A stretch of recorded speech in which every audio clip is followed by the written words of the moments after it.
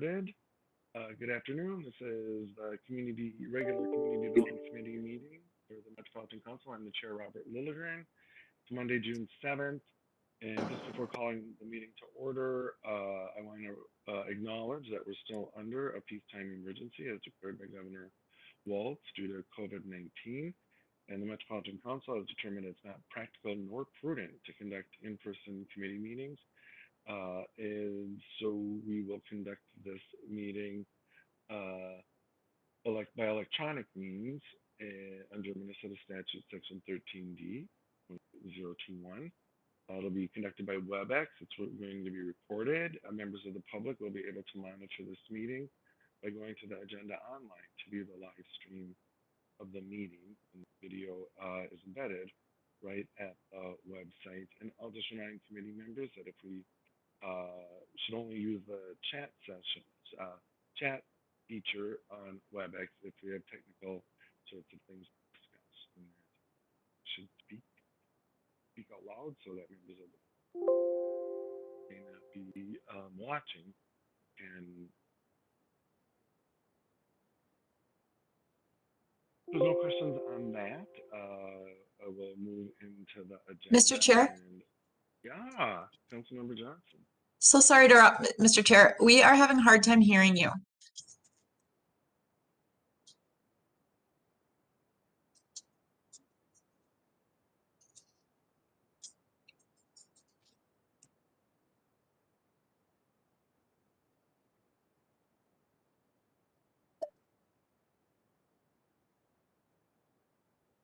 Chair Lilligren, now you're muted. So press unmute and then maybe just speak a little louder. I'm going to turn off my headset. Now we can hear you. That's good. Oh, you can hear it? Yes, we can hear you. Okay. Oh, perfect. Then I'll leave it on. I prefer using it. All right, cool. So do I need to repeat what I just said, or do you think you got the gist? I believe we're good. Okay, thanks, Michelle.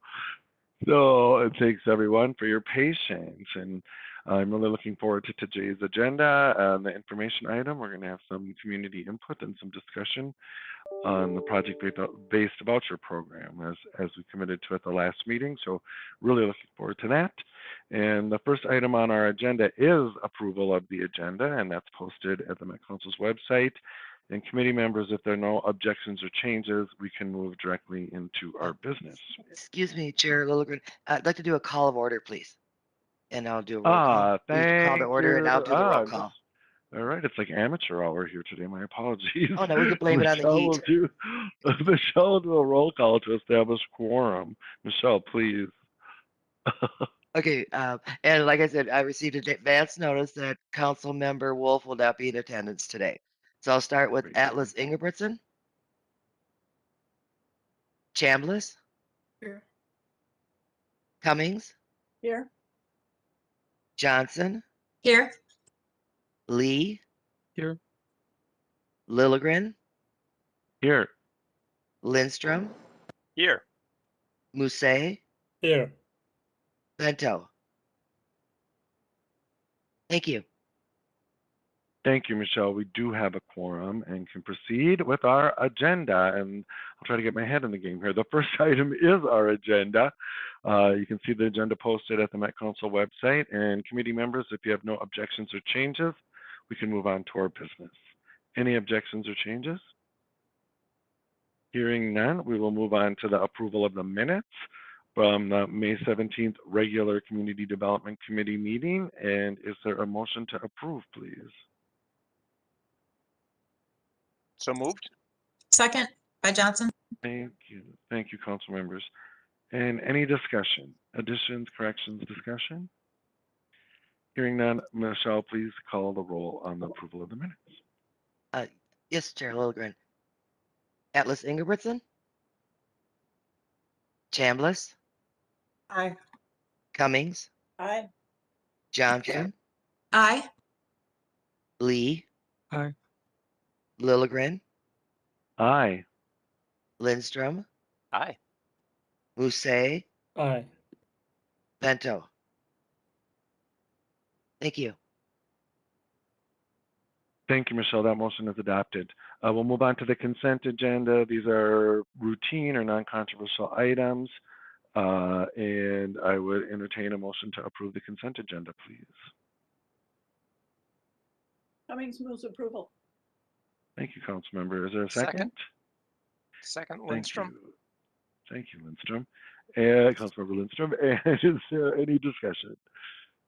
Hearing none, Michelle, please call the roll on the consent agenda. Yes, Chair Logren. I'm going to start with Chambliss, Aye. Cummings, Aye. Johnson, Aye. Lee, Aye. Lilligren, Aye. Lindstrom, Aye. Musset. Aye. Thank you. Thank you, Michelle. The consent agenda is adopted, and we'll move on to our non-consent business items. And the first is 2021-141. It's a Livable Communities Demonstration Account Pre-Development Funding Recommendations. And Ms. Hannah Gary is here to present. Ms. Gary, welcome. Thank you. Can you all hear me okay? Yes, we can. Great. All right. Good afternoon, Mr. Chair and committee members. I am Hannah Gary. I'm a senior planner with the Livable Communities Act, and I am here to present the 2021 Livable Communities Demonstration Account Pre-Development Grant Funding Recommendations. Next slide, please.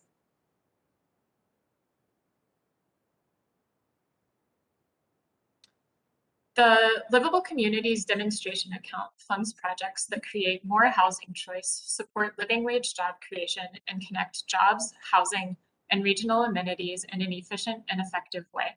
Next slide, please. Oh, previous slide. Thank you. The fund distribution plan, which was adopted in February of 2021, allocated $1 million to the LCDA pre-development program. 500,000 of that is available to distribute in each of the 2 rounds of funding. Next slide. 5 development applications came in for the first round of pre-development funding. Applications are reviewed by a team of council staff, and those applications are scored on how well the project outcomes meet LCA goals, how well the requested activities will help the projects achieve their outcomes, the project process, which includes community engagement, and the makeup and capacity of the project team.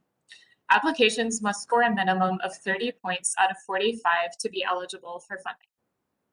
Next slide.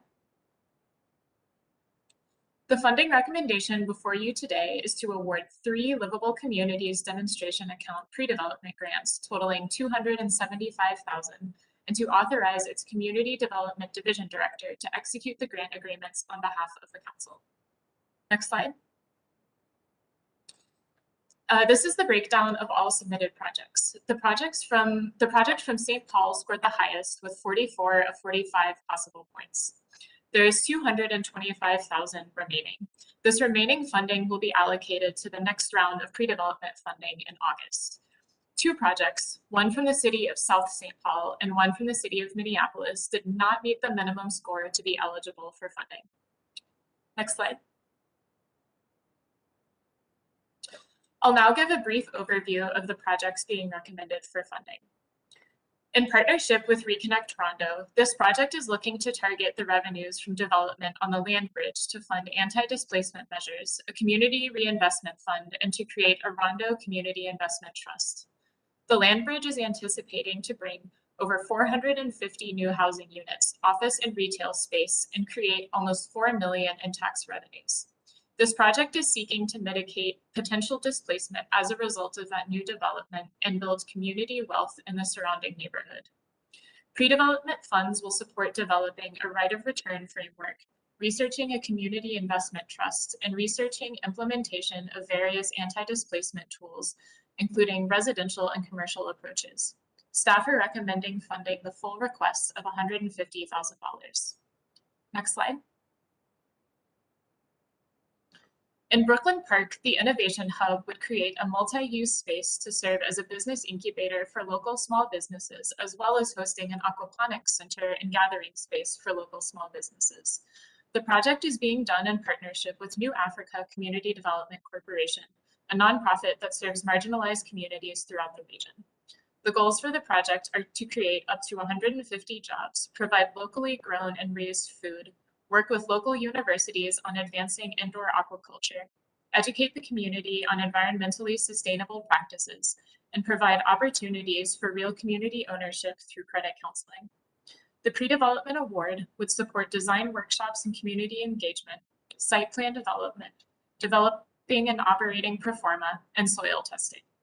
Staff are recommending funding the full request amount of $50,000. Next slide, please. The final project being recommended for funding is located in Minneapolis. Many properties were destroyed or damaged during the civil unrest that followed George Floyd's murder in May of 2020, including properties at the corner of Lake and Chicago. This project, a partnership between the Neighborhood Development Corporation, or NDC, and the city of Minneapolis, will redevelop a destroyed building into a mixed-use space with affordable housing, restaurant incubator space, and a space for NDC programming like training and technical assistance for local entrepreneurs. The pre-development award will support site plan development, pro forma creation, stormwater management planning, and community engagement. Staff is recommending funding the full request of $75,000. Next slide, please. Again, the funding recommendation before you today is to award 3 Livable Communities Demonstration Account pre-development grants totaling $275,000 and to authorize its Community Development Division Director to execute the grant agreement on behalf of the council. Thank you for your time, and I'm happy to take any questions. And representatives from the project teams are also available to answer any specific questions about the projects being recommended for funding.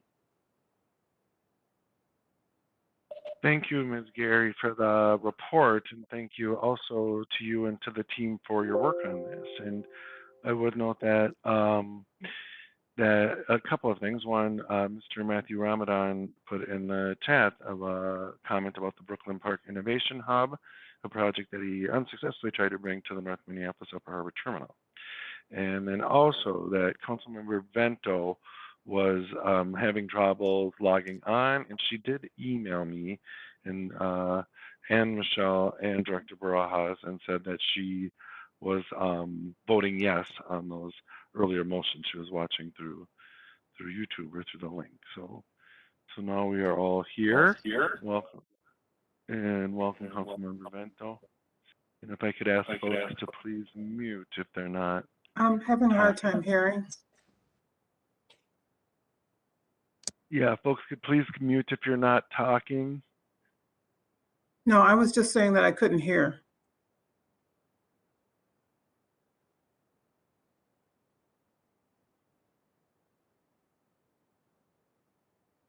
Can folks hear me?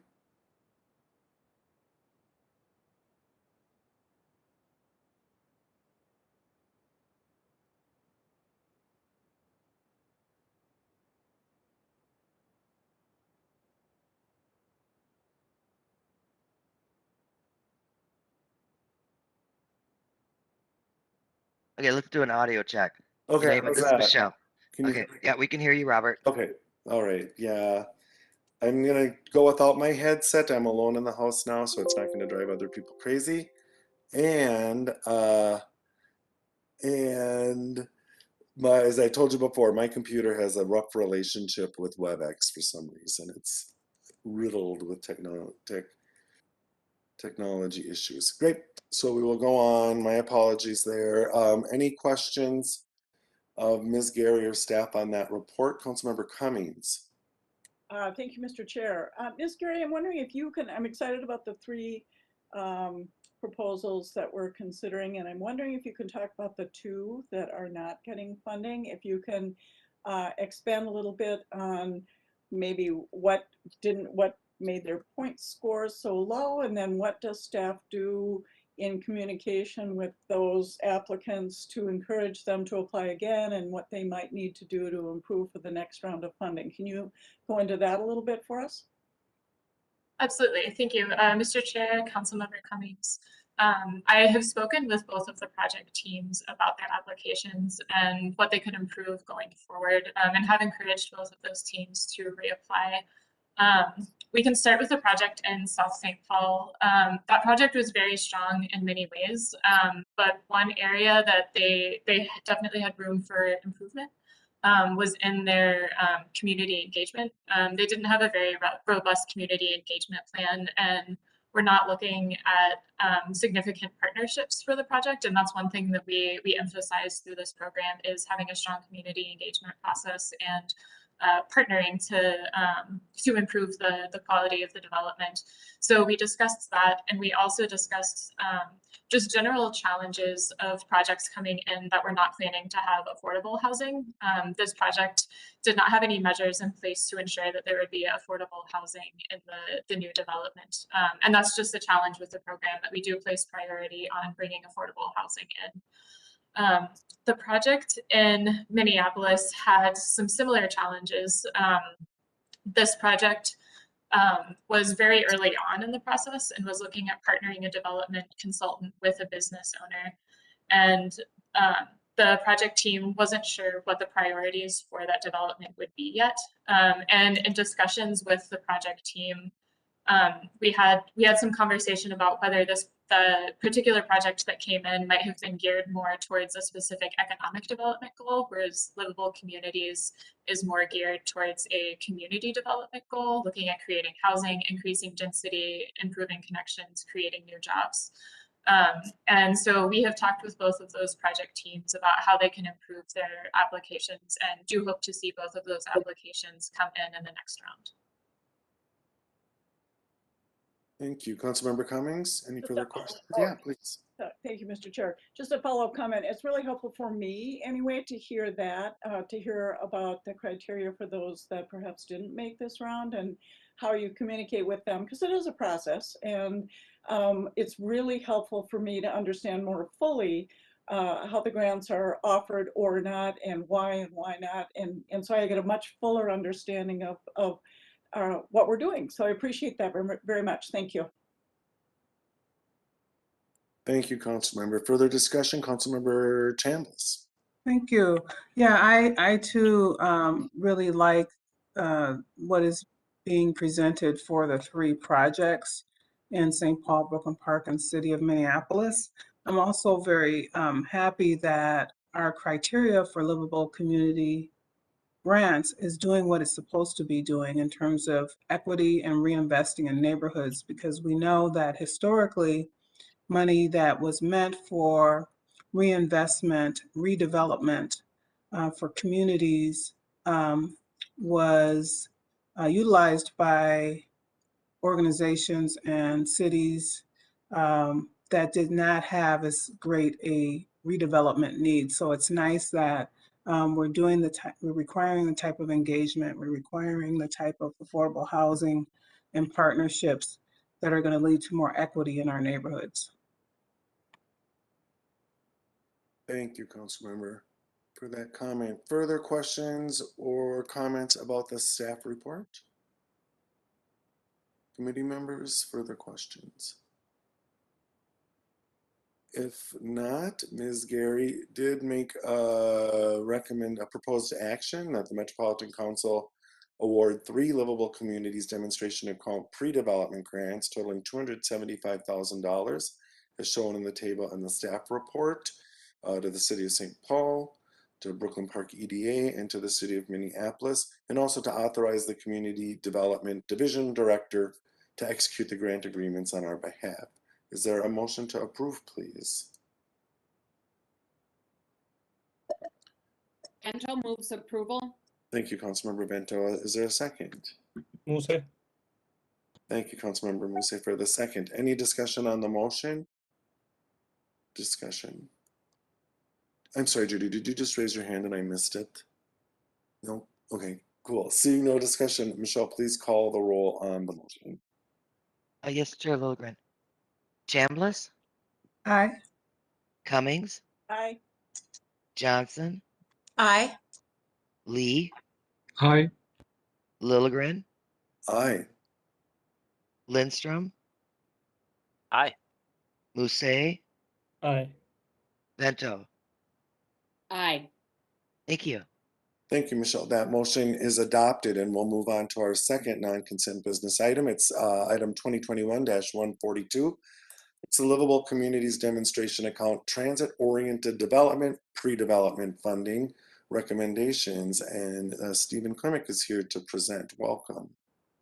Good afternoon, Mr. Chair, committee members. Can everyone hear me clearly? Yes, we can. Thanks. Great. Again, thank you, Mr. Chair, committee members. My name is Stephen Klimek. I am a senior planner with the Livable Communities Act, here to present the Round 1 2021 Livable Communities Demonstration Account Transit-Oriented Development, or LCDA-TOD, Pre-Development Grant Funding Recommendations. Next slide, please. Livable Communities Demonstration Account funds projects that create more housing choice, support living wage job creation, and connect jobs, housing, and regional amenities in an efficient and effective way. Within that program, the LCDA-TOD grants promote moderate to high density development projects that are located within walking distance of a major transit stop and typically include a mix of uses. Next slide, please. The fund distribution plan adopted in February of 2021 allocated $1 million to the LCDA-TOD pre-development program. $500,000 is available to distribute in each of the 2 rounds of funding. Next slide, please. 3 LCDA-TOD pre-development applications were received in round 1 of our pre-development funding. Applications were reviewed by a team of council staff. Applications were scored in 4 categories: how well project outcomes meet LCA goals, how well the requested activities will help the project achieve their outcomes, the project process, which includes community engagement, and the makeup and the capacity of the project teams. Applicants must score a minimum of 30 points out of the 45 available to be eligible for funding. Next slide, please. The scoring process has yielded a staff recommendation that the Metropolitan Council award 2 Livable Communities Demonstration Account Transit-Oriented Development pre-development grants for $202,500 and authorize its Community Development Division Director to execute the grant agreements on behalf of the Council. Next slide, please. Given that recommendation, this table is a summary of all received projects and the recommended projects. The projects submitted by the City of Minneapolis and the City of St. Paul scored 71.75 points and 40 points respectively out of the 45 points available. There's $500,000 available for round 1, and after the recommended award amount of $202,500, there's $297,500 remaining. This remaining funding will be allocated to round 2 of the LCDA-TOD pre-development funding this fall, and any remaining funding from that round will be allocated to the LCDA-TOD development program later this year. The project submitted by the City of Bloomington did not meet the minimum score of 30 points to be eligible for funding. Staff has shared initial feedback and has encouraged the city to resubmit a revised application for the second round of funding this July. With that, I will now share more details on the 2 recommended projects. Next slide, please. Thank you. The City of Minneapolis application is for the 3030 Nicolet Avenue project. The requested and recommended award is $150,000. 3030 Nicolet seeks to transform the former Wells Fargo site on the Lake Street and Nicolet Avenue into a sustainable mixed-use redevelopment near the Orange Line BRT. The future redevelopment intends to include a new Wells Fargo branch built to LEED standards and 100 units of affordable housing, as well as affordable commercial space for community-based businesses and organizations. Future phases will be informed by the proposed engagement activities, but plan to include an additional 100 units of affordable housing. The project's engagement and public realm planning is also being coordinated with the adjacent Kmart redevelopment site, which received an LCDA-TOD pre-development award in fall of 2020. Grant award uses include community engagement, stormwater management planning, site planning, phasing, and public realm plans. And again, the staff is recommending awarding the full request of $150,000. Next slide, please. The City of St. Paul application is for the 990 Payne Avenue project. The requested and recommended award is $52,500. 990 Payne Avenue is the redevelopment of a neighborhood commercial space along the Rush Line BRT and high-frequency bus route into a small food and retail business entrepreneurship center by the Latino Economic Development Center. The project aims to create 40 new jobs by incubating new local BIPOC-owned businesses that employ unemployed and underemployed neighborhood residents. Grant award uses include a financial feasibility for small food vendors with supporting market studies for a commissary kitchen and a meeting and event center, as well as a financial feasibility study for the real estate development and management of the overall project. Staff is recommending awarding the full request of $52,500. Next slide, please. In conclusion, the funding recommendation before you today is that the Metropolitan Council award 2 Livable Communities Demonstration Account Transit-Oriented Development Pre-Development Grants totaling $202,500 and authorizes Community Development Division Director to execute the grant agreements on behalf of the Council. Thank you, and with that, I'm happy to take any questions. Representatives of the project teams are also in attendance and available for any detailed questions.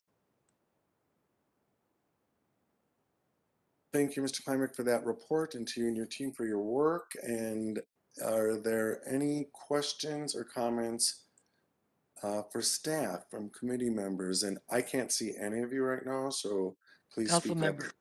Councilmember Lee has a question. Thank you, Councilmember Lee. Thanks, Chair. Thanks, Mr. Klimek. My quick question is, I was surprised to only see 3 projects apply for this TOD project grant, and I was wondering, is that a number we usually get each year?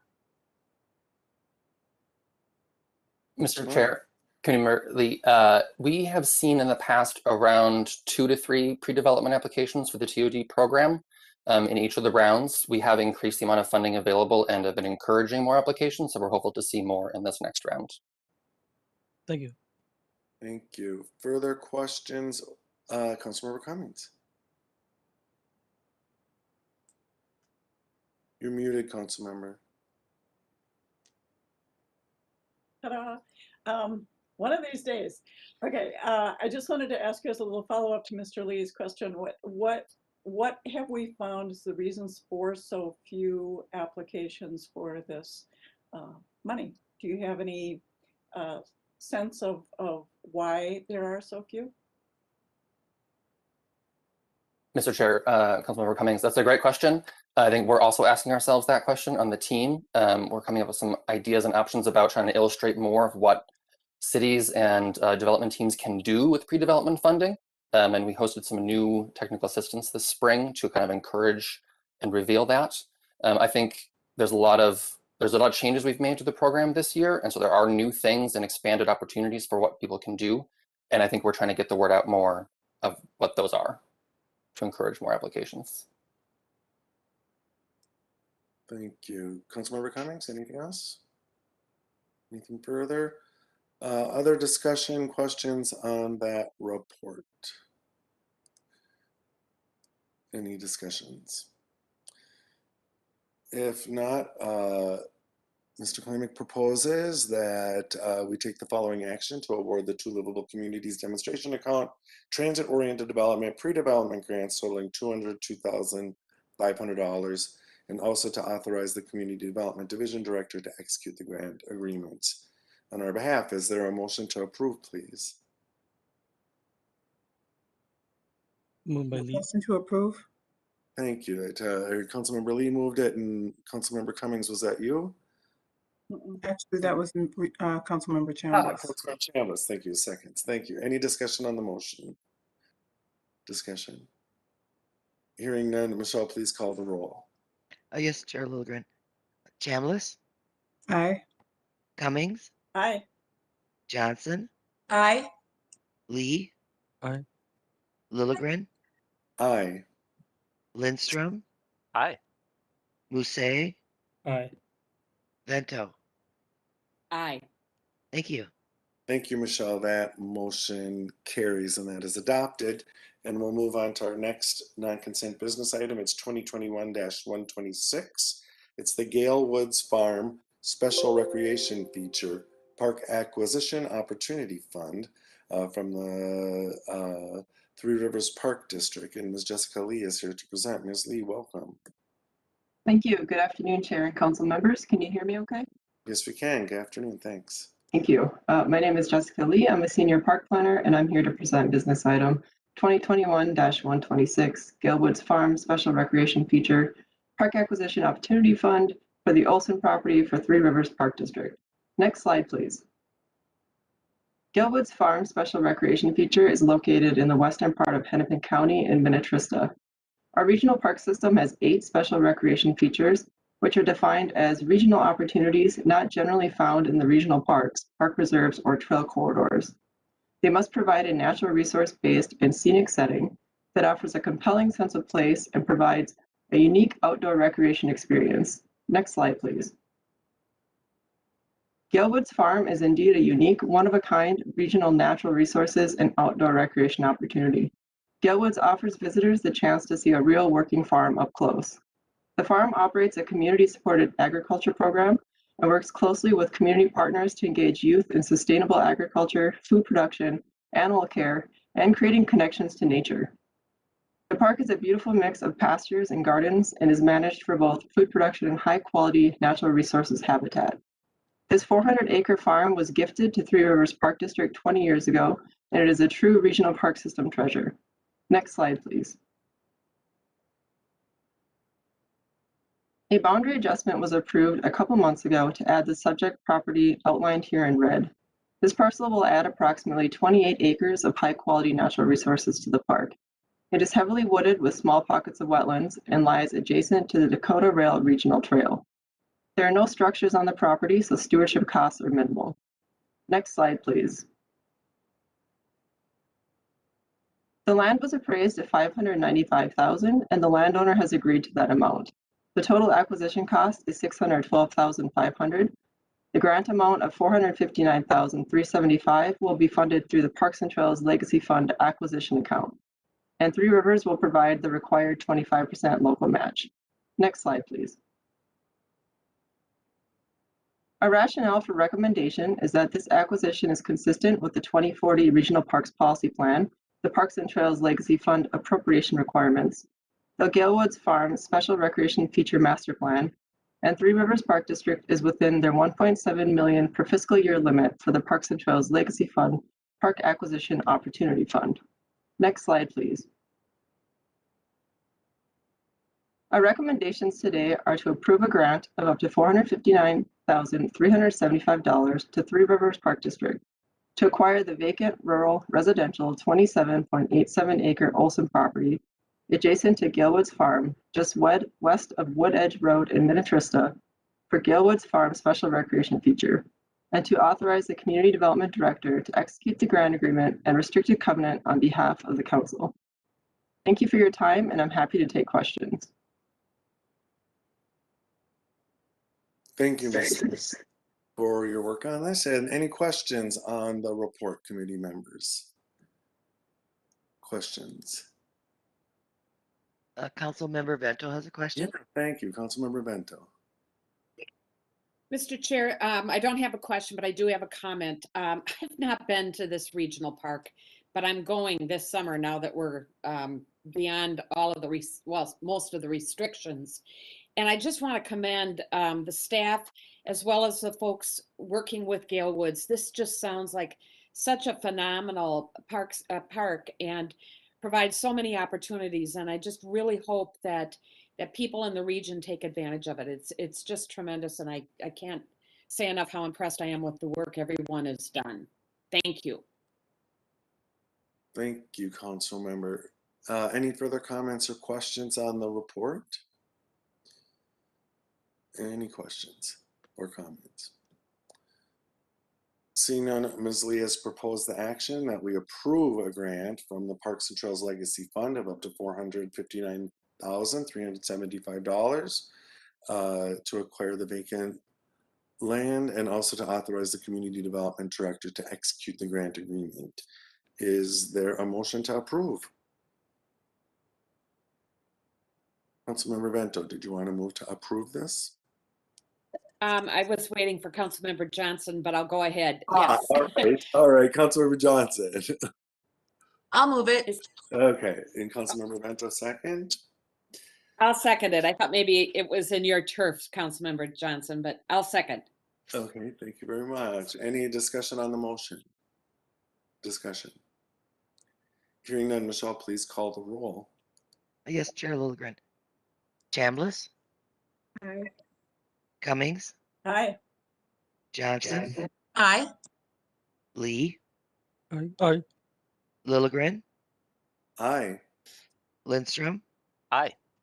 Musse, Aye. Vento. Aye. Thank you.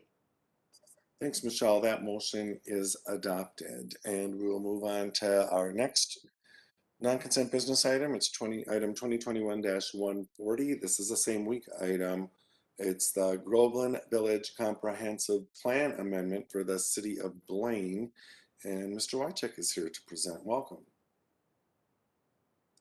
Good evening, Chair and Council members. Can everybody hear me okay?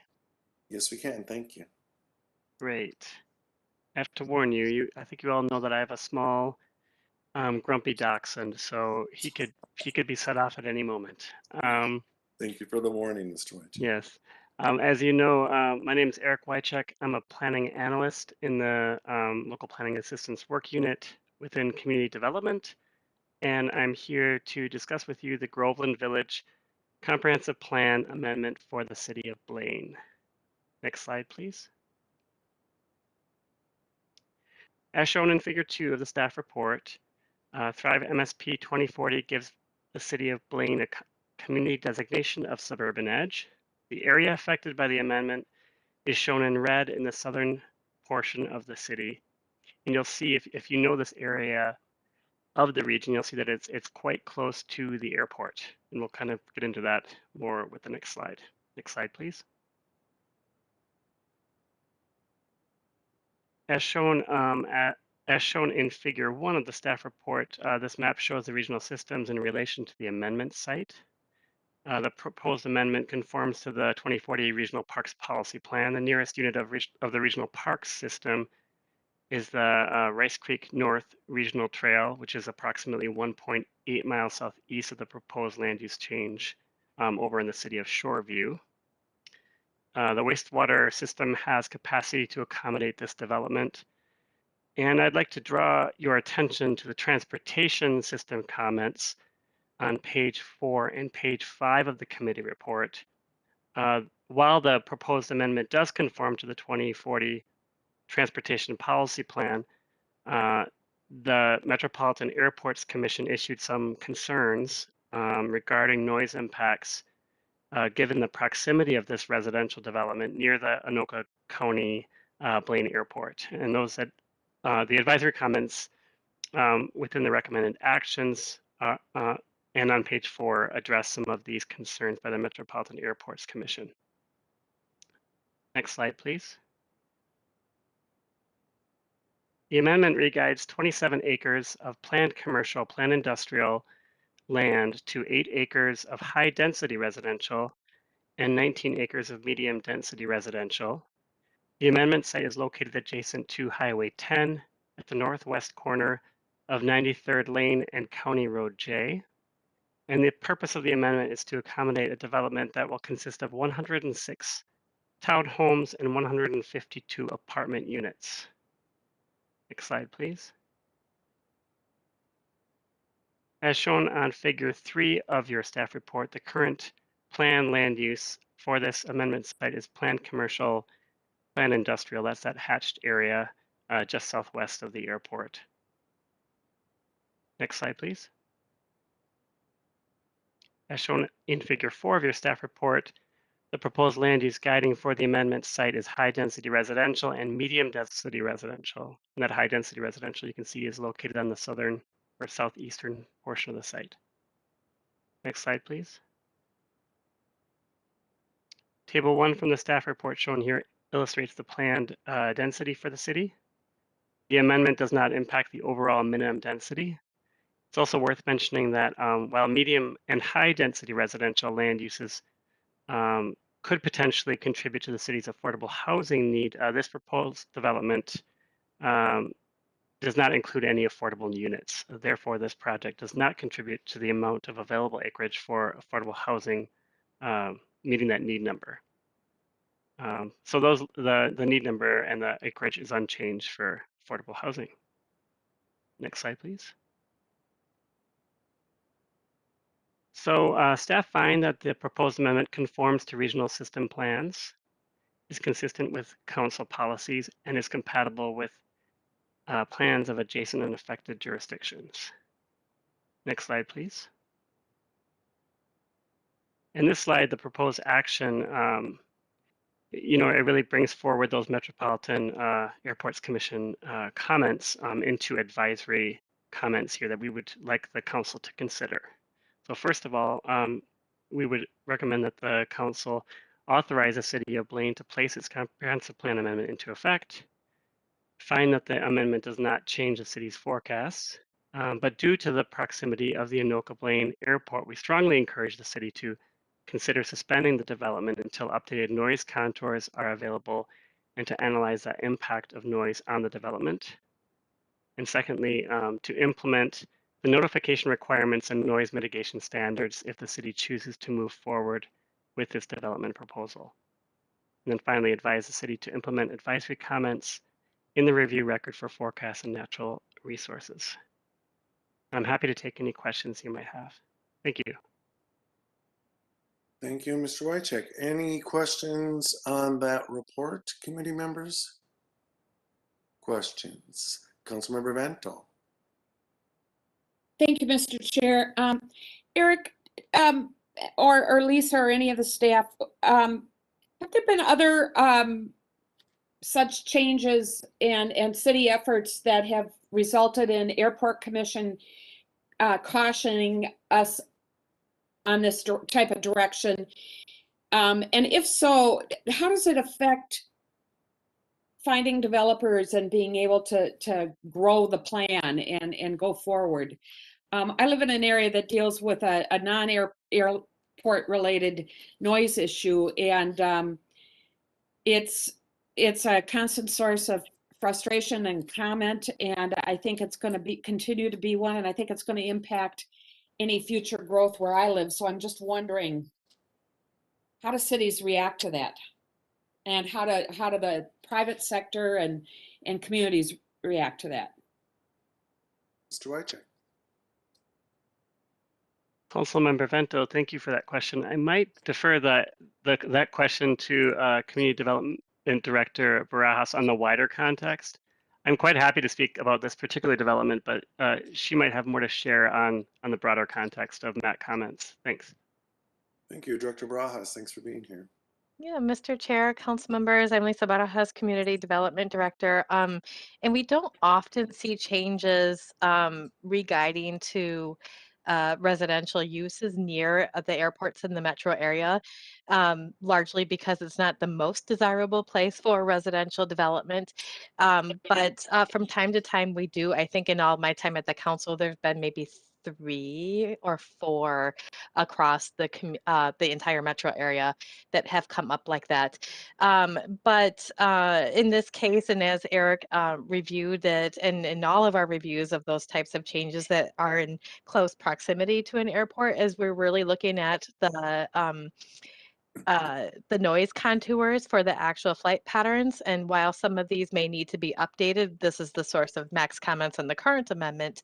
That's what our standard of review is. So while it might look proximate, I know our airports are largely trying to buy as much land as they can around them, so they don't have development up close to those runways, but in some of our more developed areas, there is that limitation. So we don't see this very often, but that's why we don't often see comments from MAC. I think the last time we saw this was actually for development in the Fort Snelling unorganized territory. On property that's owned by the Minnesota Department of Natural Resources and in an area over which we actually don't have comprehensive planning because it's all government-owned land. So very unusual housing development in that area. So that's probably the closest one and the one that we had the most consternation about because of proximity, but otherwise we don't often see these. Thank you. Thank you, Director Barajas, Councilmember Vento. Further discussion or questions? Councilmember Johnson. Thank you, Mr. Chair. With the city's approvals of this, are they requiring the developer to notify residents of the proximity and the noise? I know during my time on the Plymouth City Council, we had development that started to encroach around a gun range.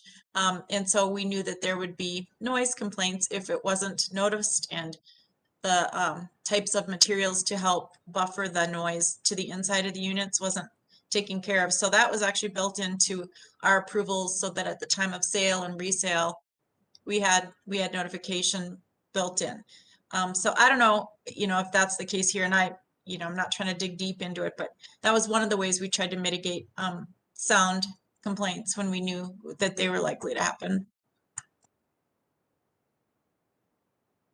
Thank you, Councilmember Johnson. I think I can address that point, which is a good question. I know that the city is working very closely with the developer on this project, and the developer is required through development agreement to include language in the lease noting that the property is within an aviation easement, and the development agreement obligates the developer to disclose the proximity to the airport and the existing aviation easement. So I do think there are some mitigation measures being put in place through landscaping as well, and also building materials. So that is being required by the city. Thank you. Thank you, Mr. Wojcik. Councilmember Johnson, anything further? Great, thanks. Further questions on this report from committee members? Any further questions? Hearing none, Mr. Wojcik has proposed a series of actions for the city of Blaine to place its Groveland Village Comprehensive Plan Amendment into effect. Is there a motion to approve, please? Lindstrom moves to approve. Thank you, Councilmember. Is there a second? A second on that motion. Johnson seconds. Thank you, Councilmember Johnson. And it looks like Councilmember Atlas Ingebrigtsen has joined us. Welcome, Councilmember Atlas Ingebrigtsen. Any discussion on that motion? Discussion. Hearing none, Michelle, please call the roll on the motion. Yes, Chair Lilligren. Atlas Ingebrigtsen, Aye. Chambliss, Aye. Cummings, Aye. Johnson, Aye. Lee, Aye. Lilligren, Aye. Lindstrom, Aye. Lucet, Aye. Vento. Aye. Thank you. Thank you, Michelle. That motion carries, and we will move on to our final non-consent business item for today before moving on to our information item. That's item 2021-131. It's approval of the amended Edina Affordable Housing Partnership. We've had some discussion on this in the past as well, and so I'll look to Ms. Terry Smith to present. Ms. Smith, welcome. Thank you, Mr. Chair and members of the committee. For the record, my name is Terry Smith, and I'm the Director of the Council's Housing and Redevelopment Authority. You are accurate, Mr. Chair. This will be the third time you've heard something on this item.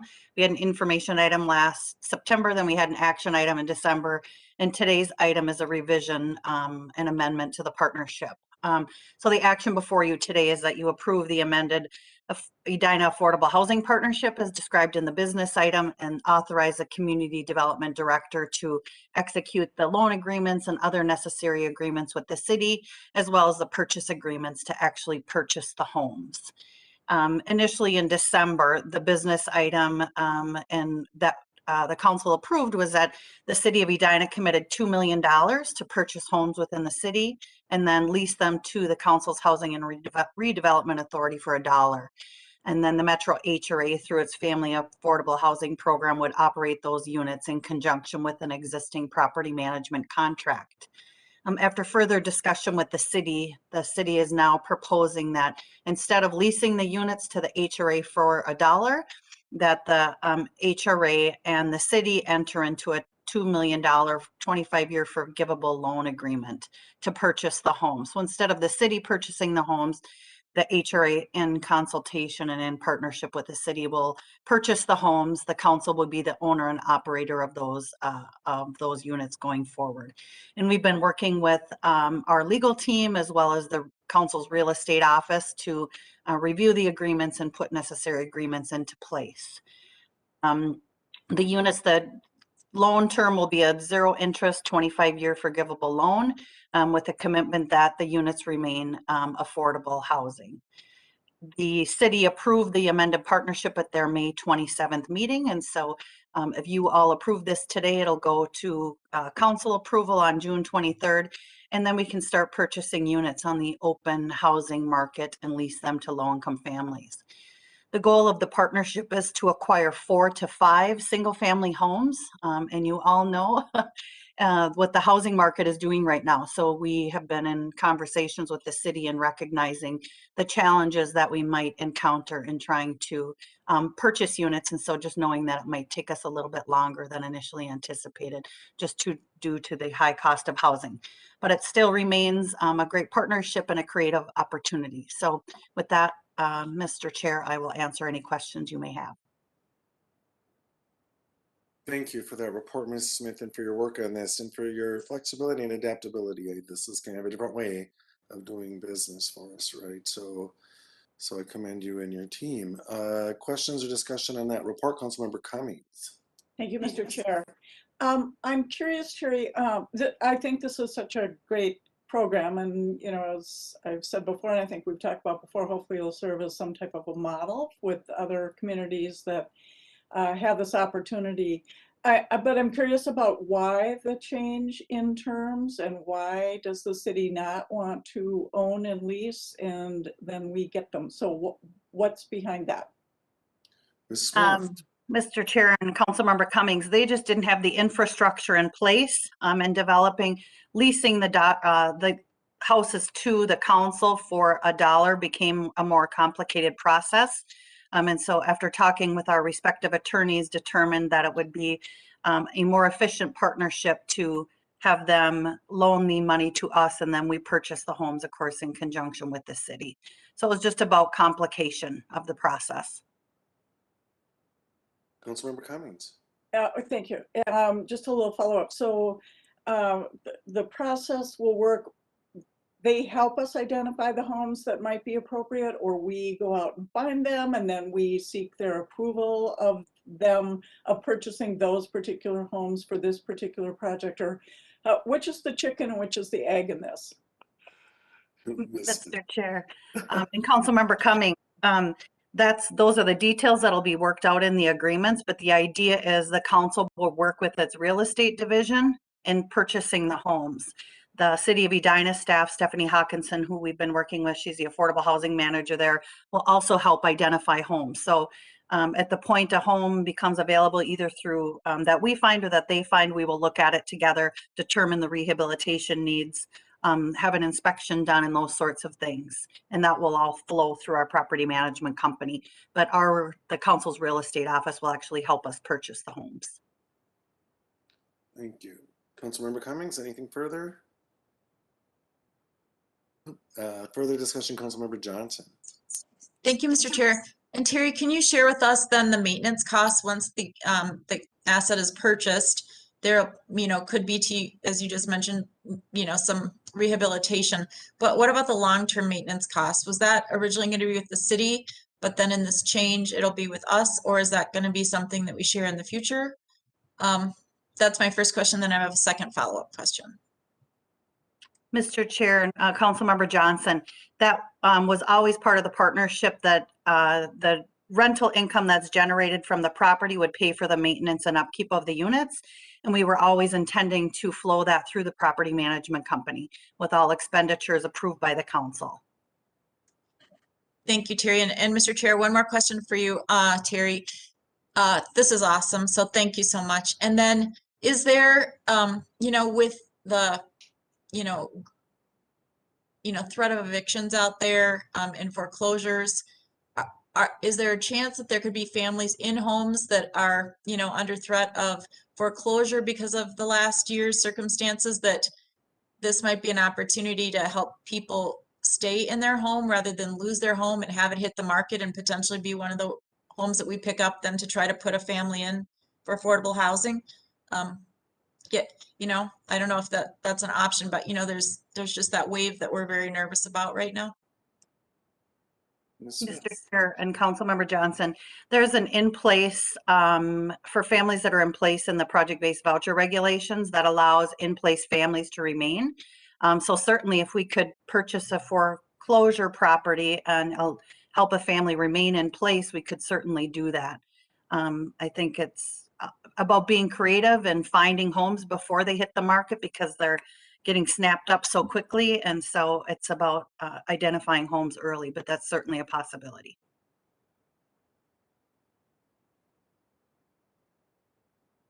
Councilmember Johnson, anything further? Okay, further questions or discussion on this report, Councilmember Chambliss.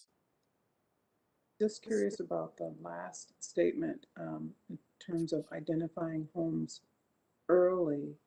I know there are people who have some type of public support for housing and maybe working with an agency to be able to stay in their homes if they know they've been having trouble paying their mortgage.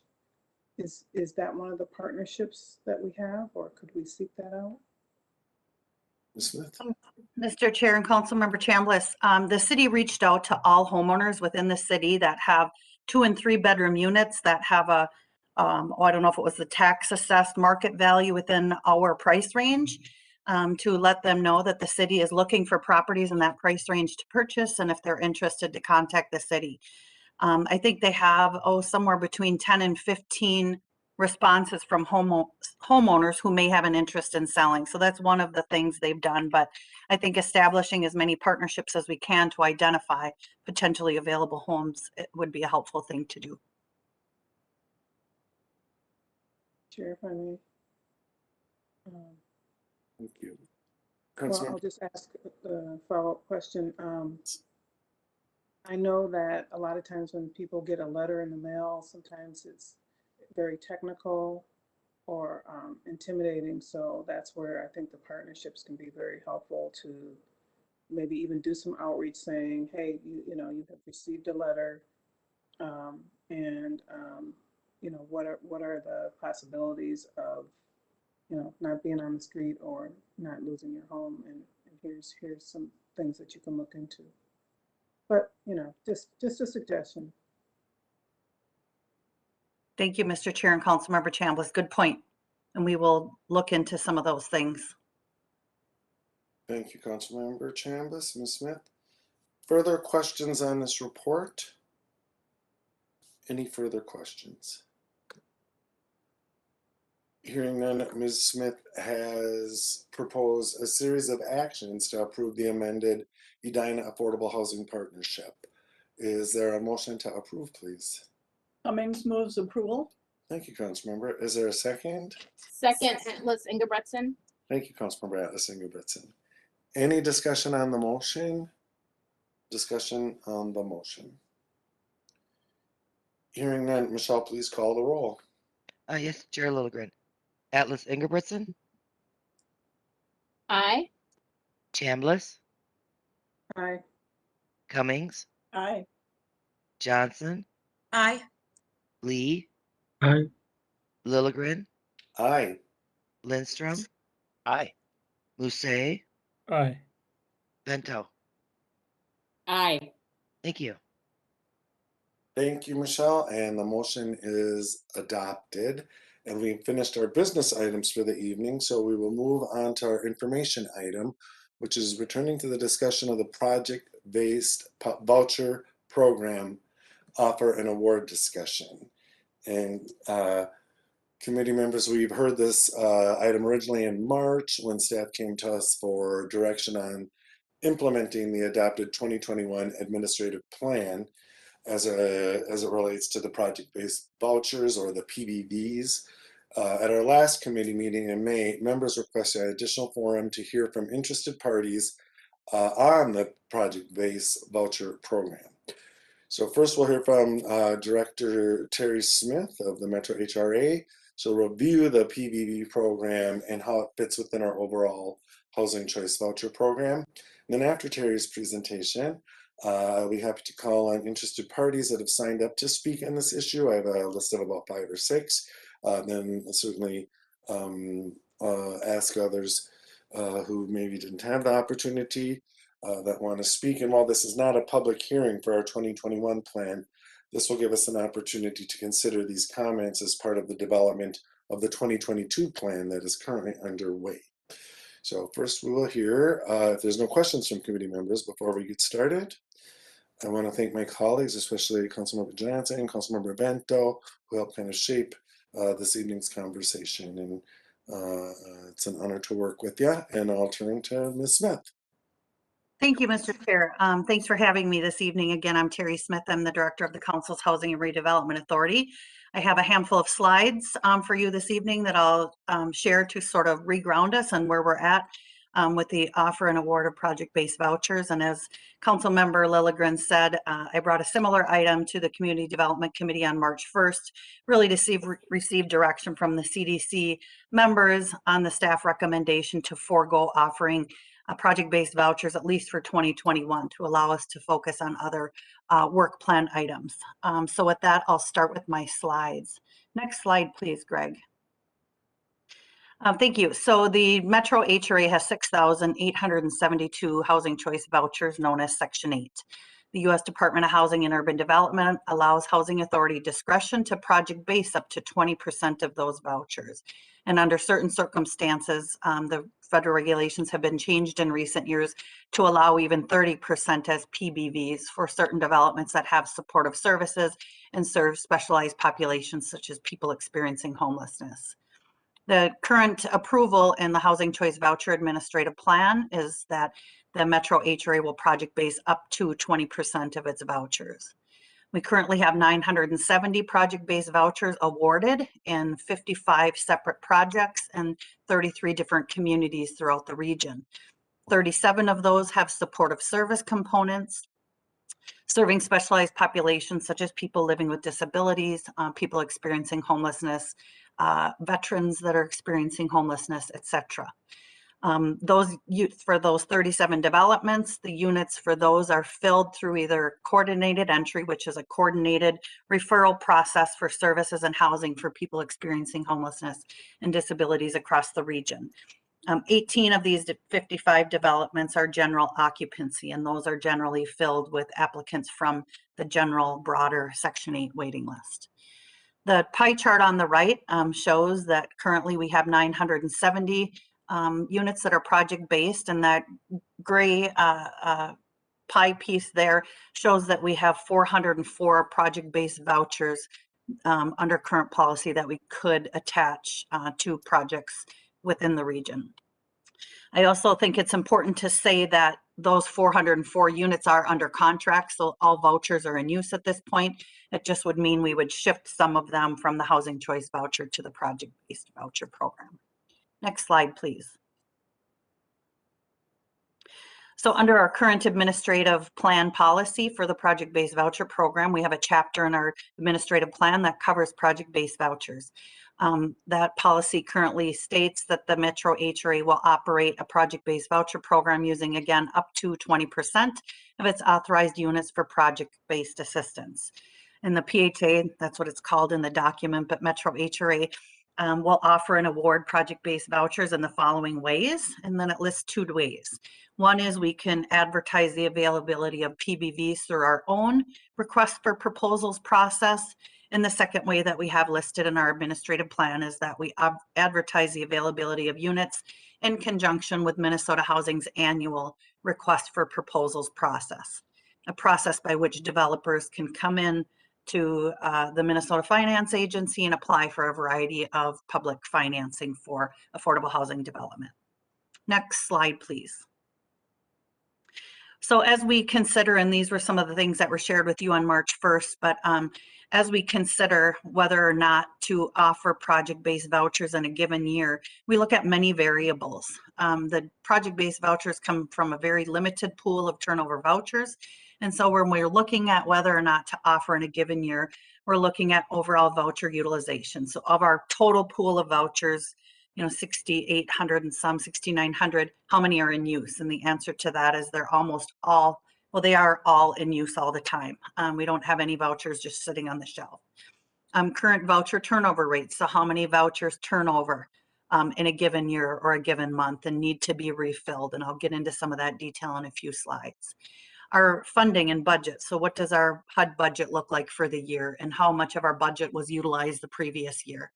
And then we also, an important consideration is trying to balance those limited turnover vouchers for a variety of purposes, including use for initially filling project-based buildings, PBV turnovers when a tenant moves, and then general waiting list admissions.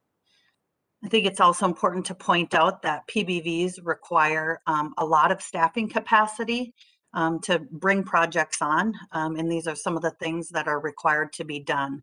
And I think also important to point out, we do not get paid any additional money from HUD to bring these projects on, and these are things that are required in addition to the regular housing choice voucher program. So on top of the work that staff are already doing, but we issue an RFP. We review applications. We do a formal award, which takes some time. PBV regulations require that we conduct an environmental review and a subsidy layering review to make sure there isn't duplicate public assistance. There are Davis-Bacon wage requirements for any project that contains over 9 project-based vouchers. And so that means we monitor wages to make sure the construction crew, for example, is paid wages that are consistent with the Davis-Bacon wage rates.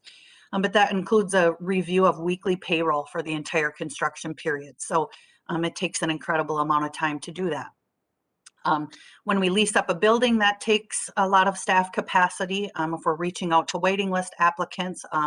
But if we're bringing on, for example, a 50-unit building, we're doing paperwork for 50 families to lease up the building. And then when current PBV occupants move, we have to issue move paperwork and vouchers, but then filling turnover units as the PBV units turn over. Next slide, please, Greg. So in 2020, and this is a repeat of what was talked about in March, but thought it was important to include tonight as a recap. But in 2020, we issued a request for proposals in May of 2020 offering up to 200 project-based vouchers.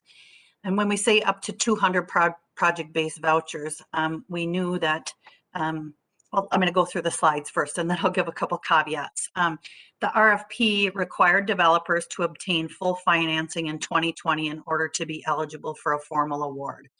23 applicants requested a total of 321 PBV units. 13 applicants received letters of intent for a total of 196 PBV units. So in advance of Minnesota Housing's RFP process, we sent letters to these 13 applicants or developers saying, if you get all your funding, we'll give you the formal award of vouchers. 7 applicants received formal awards, at the end of 2020, beginning of 2021 for a total of 85 PBV units. The RFP explicitly stated the highest scoring applications for up to 200 PBVs will proceed as follows. New construction projects will be provided with a letter of intent that commits project-based vouchers contingent on a project receiving the necessary funding in 2020 to become financially feasible. We knew going in that all the projects that were requesting project-based vouchers would not get full funding because of the limited tax credit financing that's available through the finance agencies. The RFP also stated that if a project does not receive the necessary funding in 2020, the project will not be awarded PBVs, and the project owner must reapply for PBVs at a later date when PBVs are again offered. That's a little tongue twister with a lot of abbreviations, but it's similar to a tax credit process. The tax credit process opens, applicants apply. Those that don't get funded need to come through the next, when the next tax credit application is offered an award, and that was sort of the same that happened here. Next slide, please. So this slide shows the PBV, the project-based vouchers that have been offered and awarded since 1993, so our entire PBV program. You'll see that on this chart. I think the important things to point out are some years we offer, some years we don't. In 2000, 9 in 2015, and in 2018, the 3 highest years of PBV awards. Those were, for those units, we were awarded additional vouchers from HUD for special purposes. For example, in 2018, we had an opt-out. There was a project in Edina that opted out of a federal contract. So we got vouchers for that 100-unit building and gave them to the residents in place so they remained assisted. In 2009, 150 of those units were the Family Affordable Housing Program units. The council owned units, and we received 150 vouchers from HUD to make that happen. And then in 2015, we had 2 opt-out projects that were awarded in that year. So those were not coming from our pool of turnover vouchers. The 4th highest year of PBV awards was in 2020, where we ended up awarding 85 project-based vouchers, and 2 projects and 60 units were awarded to 1 developer, which was Beacon Interfaith Housing Collaborative. And that's the most vouchers we've ever awarded to a given developer in a year. And so it was sort of an anomaly year as well. Next slide, please. PBV offer and award considerations. So as I indicated, the vouchers for project-based vouchers come from a very limited pool of turnover vouchers. We do not get extra vouchers from HUD when we shift them from the tenant-based to the project-based program, nor do we get any additional administrative fees for operating project-based vouchers. There are many housing authorities that operate project-based voucher programs and many that do not.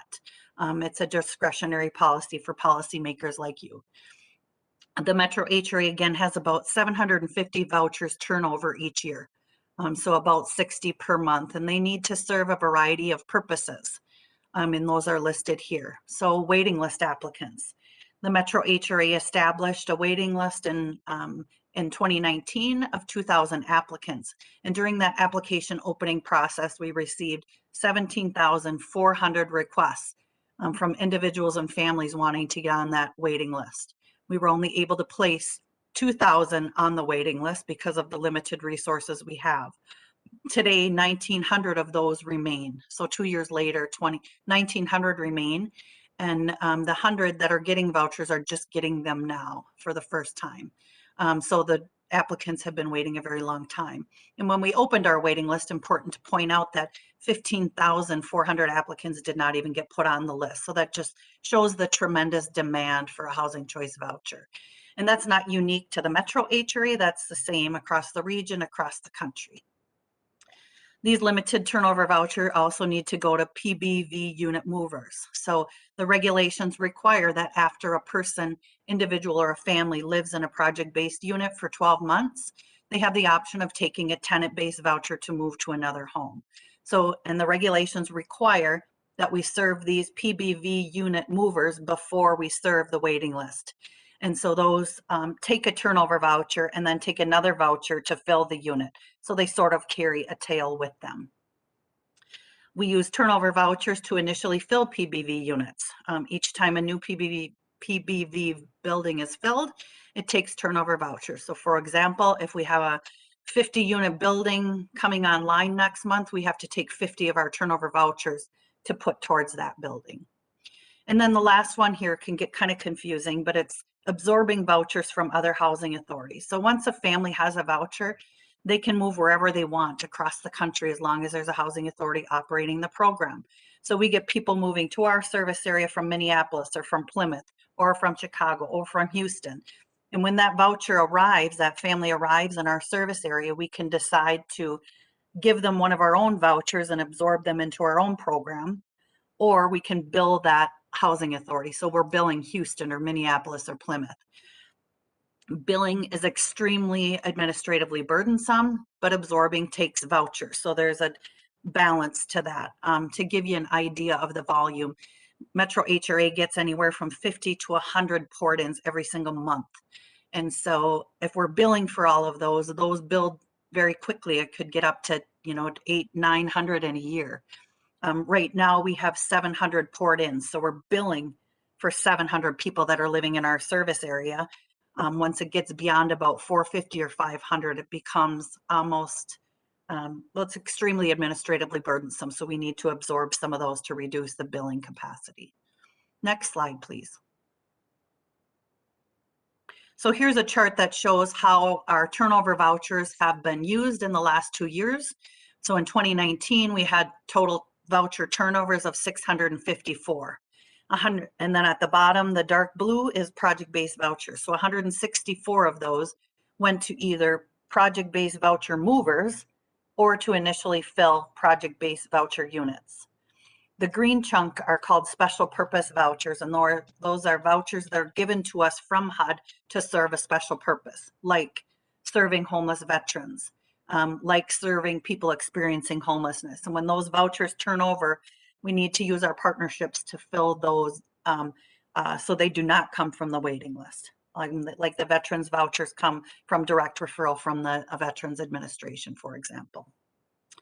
The medium blue there is waiting list admissions. So these are the number of families that have come off the waiting list to take one of these turnover vouchers. And important to point out that although 97 filled some of the turnover vouchers in 2019, and then the chart on the right shows 171 waiting list admissions, some of those are from the old waiting list.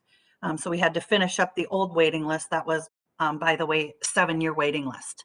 And so we're just finishing that up and just selected 100 from the new waiting list. And so many of those were from the old waiting list.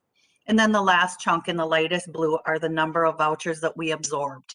And those take turnover vouchers. And that's not how we want to use our turnover vouchers, but from an administrative capacity standpoint, we need to do that to balance the administrative functioning and operations of our work. Next slide, please. So this is just a recap of the discussion that happened at the March 1st meeting. I sort of went into some of that in the beginning, but really the recommendation from staff was to forego offering project-based vouchers in 2021 to allow us to focus staff capacity on waiting list admissions and other work plan items. I outlined the administrative capacity it takes to bring a project-based voucher development on, and that takes away from other work plan items. The work plan for 2021 will continue to include bringing projects on that are already in the pipeline. So we have 3 project-based voucher project awards from 2019 that are still not online yet, and we'll need to bring those online in 2021. The 7 projects that were awarded from 2020, including the 60 vouchers for Beacon Interfaith Housing Collaborative, we will be working with those to get the preliminary steps done. Subsidy layering review, environmental review. We've already reviewed the applications, but entering into preliminary agreements to hold the vouchers during the construction period, Davis-Bacon monitoring, and so on. So there is some administrative work to be done for existing projects. And the purpose of today is really for an opportunity for community input. It's a little bit different because, and it feels kind of different because if you ask the developer community, what should we do? Should we offer project-based vouchers this year or shouldn't we? They're all going to say, yes, yes, we should. Who's not here today and who we're not hearing from are the 1,900 people that are on the waiting list. And if we asked all of them, should we use all of our turnover vouchers for these project-based units or should we serve some for the waiting list? And they would all say, no, serve them to the waiting list. And so there's really the engagement that will occur in the coming months. So during June and July for our administrative plan process will be engagement with our primary customers, who are those housing choice voucher waiting list applicants. And so we'll be engaging with them on this topic.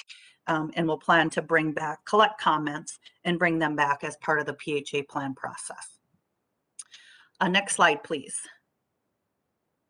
And this is my final slide, Mr. Chair. In terms of next steps and how this plays out in operations of our work unit is changes to the housing choice voucher administrative plan are generally made in conjunction with our public housing agency plan process. And that's an annual report that we send to HUD and address the public that shows what programs we're going to operate, how we're going to operate them. And then every single year we make some revisions to the administrative plan that is an attachment to that. So just to give you an idea, here's our administrative plan. It's very thick. So when we engage with our residents, if we're making some significant changes, those are the things that we will really dig in with them in a given year on, for example. But direction and discussion from today's meeting may be incorporated more formally into this plan. An example is we may include some more detail on variables that are considered when determining whether or not to offer and award project-based vouchers in a given year. So it's not realistic to say we're going to offer 100 vouchers every year on May 20th because our business changes from year to year, but I think putting some more guidance in there and adding some transparency so the development community will know that we're not necessarily offering those vouchers every single year. And the timeline is below. So on an ongoing basis, we're engaging with our stakeholders, which is really primarily the people that we serve, the voucher holders on our program. And we have, and we're continually making changes and edits to our administrative plan that generally get approved one time a year during this formal process. One of the consent items today was establishing a public hearing date for the Public Housing Agency plan.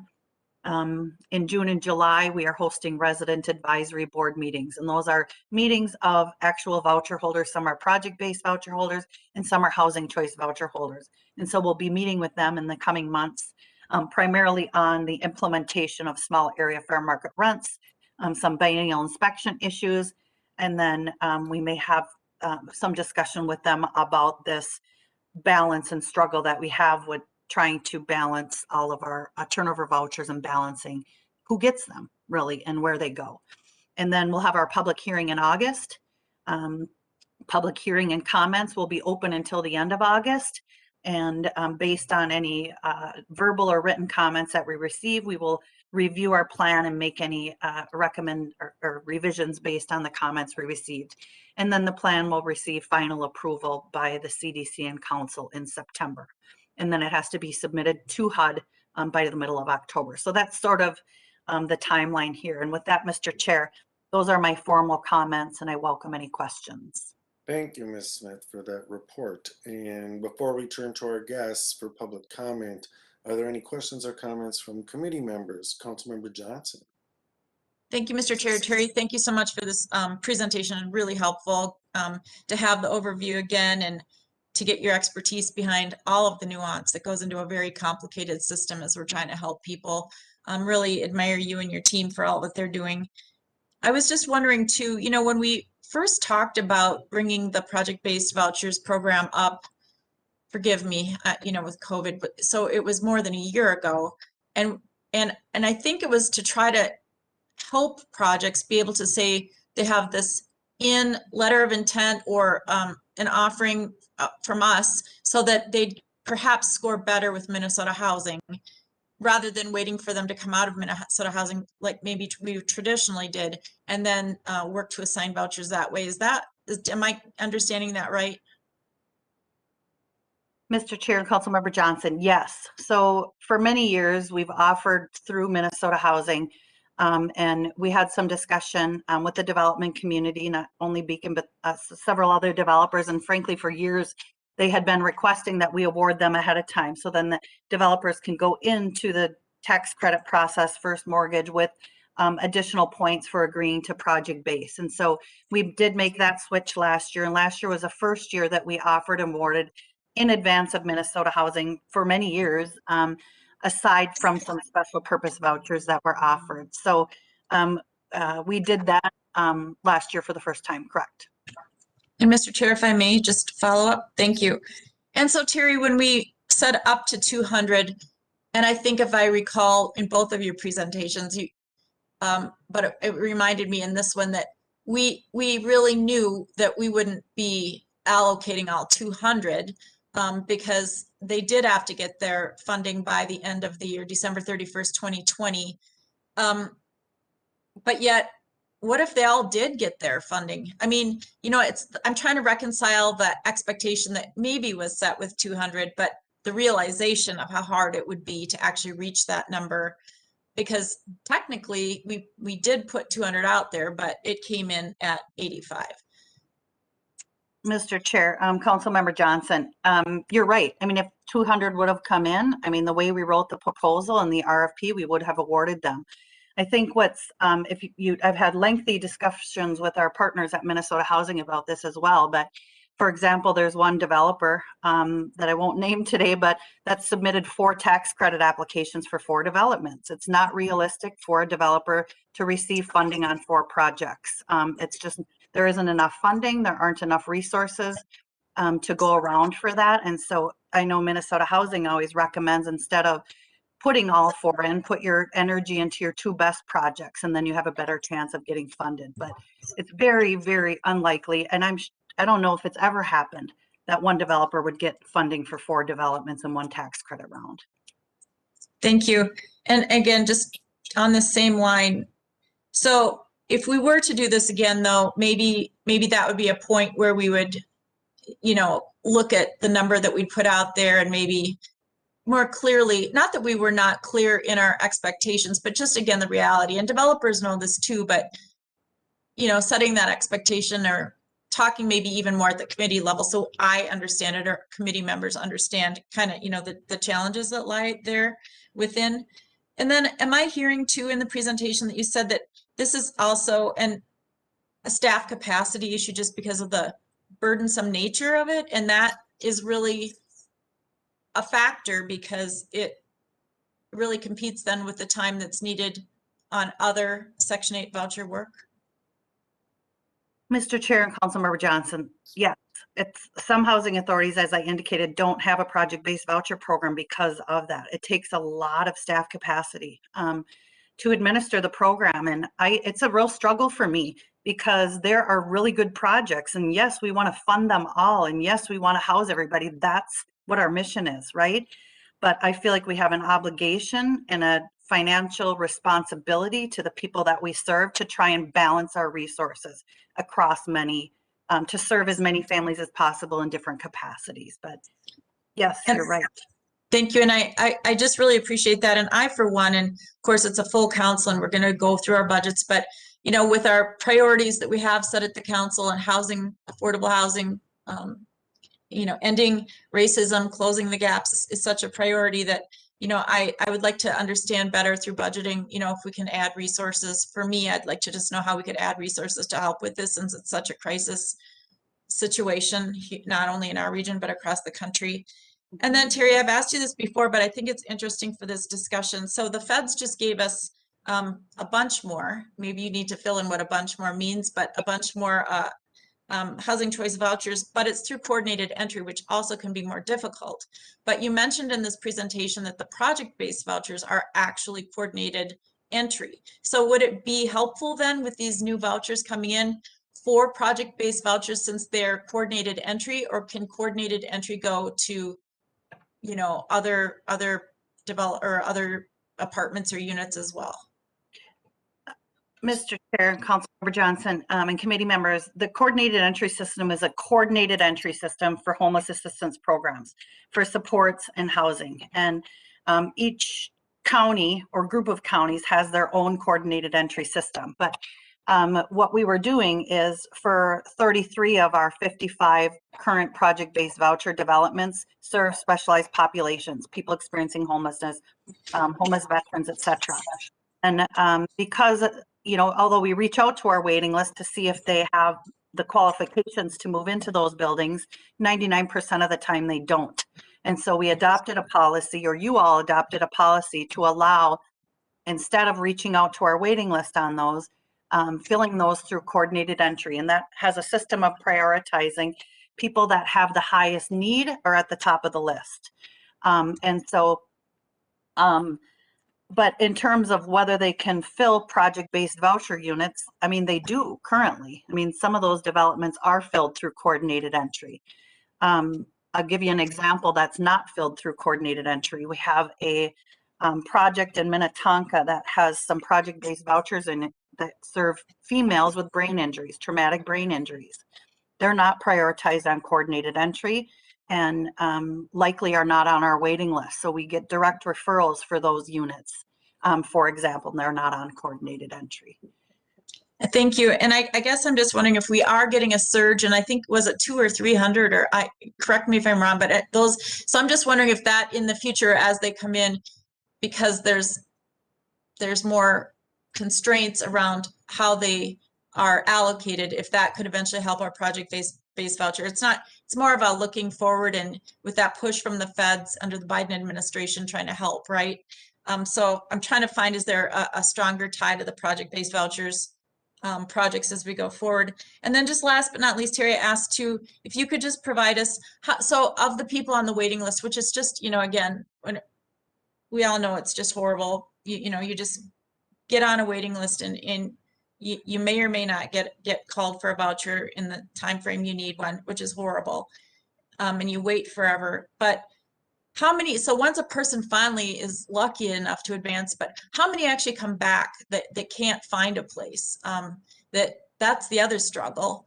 And the reason I'm asking that is, again, it's just, robbing Peter to pay Paul, or in this difficult situation, how do you choose which direction? So you have to kind of go both directions, right, to solve as much as you can while you can. But for me, I just do appreciate when projects come forward that are going to be forever affordable, and they're not competing in a hot market right now where investors may come in and bump out and decide, yeah, we're not going to be affordable anymore when the contract ends or whenever they can escape it, right? Or there's so much competition out there that people just can't land the voucher where they need it to. So that's where I struggle, is like, if we get such a high number coming back that just seem to circle and funnel,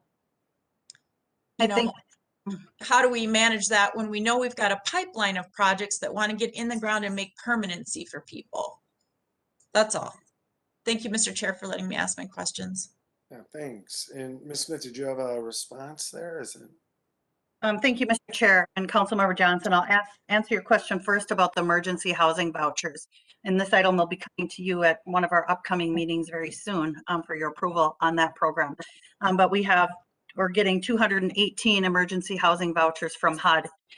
These are new vouchers that are coming out of the American Rescue Plan, and need to serve people people that are experiencing homelessness, at risk of homelessness, fleeing domestic violence, experiencing domestic violence.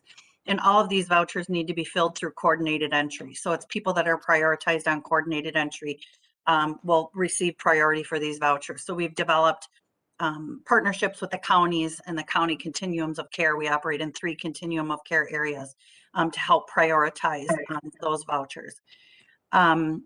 And then with providing vouchers, I think the difference between project-based vouchers and housing choice vouchers, with housing choice voucher, the purpose of the program is it provides the family with choice in terms of where they want to live.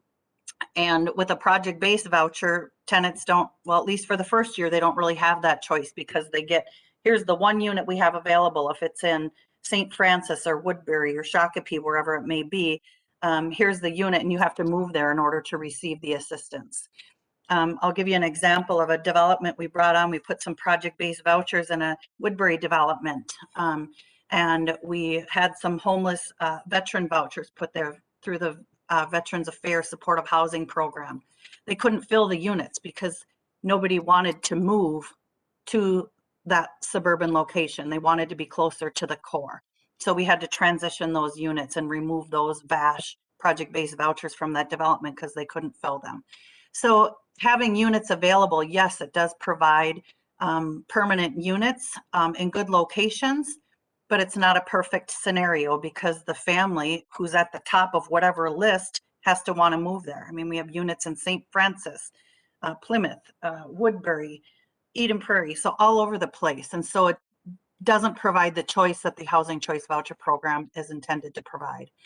And then I think you had a question on the success rates of voucher holders. So our success rates dipped down to 45% back in 2014 when the market was really, really tough, meaning 55% of our vouchers came back.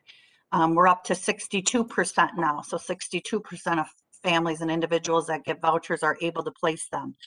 We have more staffing capacity than we've ever had for housing search assistance. So I expect that those numbers are going to creep up again. the market is starting to change. So the market is starting to soften. The vacancy rates are rising a little bit, which makes it a better market for tenants with voucher holders. And there are many regional initiatives that are working with landlords and on voucher acceptance, not through us, but through Housing Link and Family Housing Fund, really doing a lot of work to recruit landlords for the program. So yes, it's a real thing, but it's not as simple as here's a unit, it's filled and lickety split, because that's not how it happens on the ground. Thank you, Ms. Smith. Further questions from committee members before we turn to the public comment? Councilmember Lindstrom. Thanks, Mr. Chair, and thank you, Terry. Excellent presentation. Thinking about the burden that your staff are going through, a couple of questions come to mind. Number one, regarding the PBVs, yes, not easy to say. Have you considered adding additional consultants to help with things like Davis-Bacon review or environmental review? I know some things you need to do in-house, but it seems like other things you might be able to farm out. And then I have a couple of follow-up questions as well. Smith. Mr. Chair and Councilmember Lindstrom, yes. And sometimes we are lucky that another partner does that work for us. Like if Hennepin County has some money in the project as well, maybe they do the Davis-Bacon. We have subsidy layering review, often, is sometimes done by HUD, sometimes Minnesota Housing, sometimes one of the counties. It's coordinating all those pieces together, and we can contract it out, but it still costs money, right? I mean, I think of the intense time it takes to monitor Davis-Bacon. It's a good thing because it ensures people are getting paid livable wages, but it is incredibly time intensive, and to contract that out, it costs money, and we don't get extra money from HUD for doing those things. Thank you, Mr. Chair. Terry, you talked about the administrative burden around porting in new folks, and I'm wondering about moving to work. Does that help with that, or is that? I know the whole idea of that of moving to work was to kind of lower the burdens, but does it lower our burdens, or just the folks receiving the voucher, or both? Is that helpful or not? Not really. Is my question. Mr. Chair and Councilmember Lindstrom, you're right on. The Moving to Work program provides us with the ability to waive certain regulations and make our programs more efficient. One of the things we're doing right now in partnership with Minneapolis is waiving the portability for certain vouchers. And it gets quite complicated, so I won't go into the details, but it means we're operating some vouchers in Minneapolis just for ease of administrative burden, and we're going to be doing more of that. If we get moving to work regulation, I mean, there has to be agreement with the other housing authorities, but like Minneapolis and Metro HRA, because we're partnering on the moving to work, we can waive the portability line. So we operate our vouchers, whether they live in Minneapolis or the suburbs. They operate their vouchers, whether they live in Minneapolis or the suburbs. That's not approved yet. I mean, it has to be part of our moving to work plan, but it reduces the artificial jurisdictional lines. It eases the burden for families and individuals and landlords that are working across jurisdictional lines, and it's easier for staff. So you're right on. Sounds like a win-win all the way around.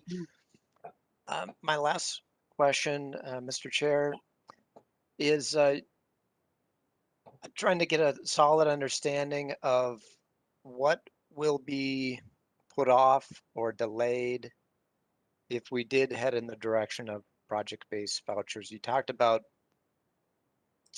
the waiting list admissions. Are there other things on the work plan that we'll need to set aside or not concentrate as much now, or maybe get to later? Mr. Chair and Councilmember Lindstrom, our work plan is quite lengthy, but one of the things on there is figuring out moving to work and how to get that designation. That federal designation is incredibly time consuming. It's lots and lots of meetings with federal partners, with local partners, and it's quite complicated because the partnership that we're adopting or working towards with Minneapolis hasn't been done anywhere in the country. So it takes creativity, it takes time from lawyers, it takes a lot of my time, a lot of our leadership team time and staff time. We have, research home ownership program. Should we be taking advantage of a home ownership program? So where you would take some of our vouchers and dedicate them to home ownership instead of rental. It's time consuming to put those programs into place, but I think it's worth looking at with all the disparities in home ownership. So those are just two examples, and it's, push and pull, and we'll have to figure out where we prioritize. But I think most importantly, it's the people on the waiting list that will not get served for another year with our limited capacity. And I meant to comment on this in my presentation, but we did receive 85 comments on this item tonight. The majority of those, I think all but maybe 3 are from Beacon Interfaith Collaborative of one sort and affiliates of that development organization. But we did get 2 from other folks, and one of them is a concern, a list of concern, a written comments on the concern and the number of people that are looking for affordable housing and trying to get on waiting lists for years and years and years and years, and they can't. And then when they get on the list, if they never get served, then they're still waiting years and years. So it's become a real problem if we get to a point where someone has to become homeless before they get a voucher. And so I think it's worth mentioning that. Thank you, Ms. Councilmember Lindstrom. Anything further? Thank you. No, thank you. Thank you. Other questions from committee members before we turn to public comment? Councilmember Chambliss. Yeah, just real briefly. We have to put the folks that are on the waiting list as a priority and look at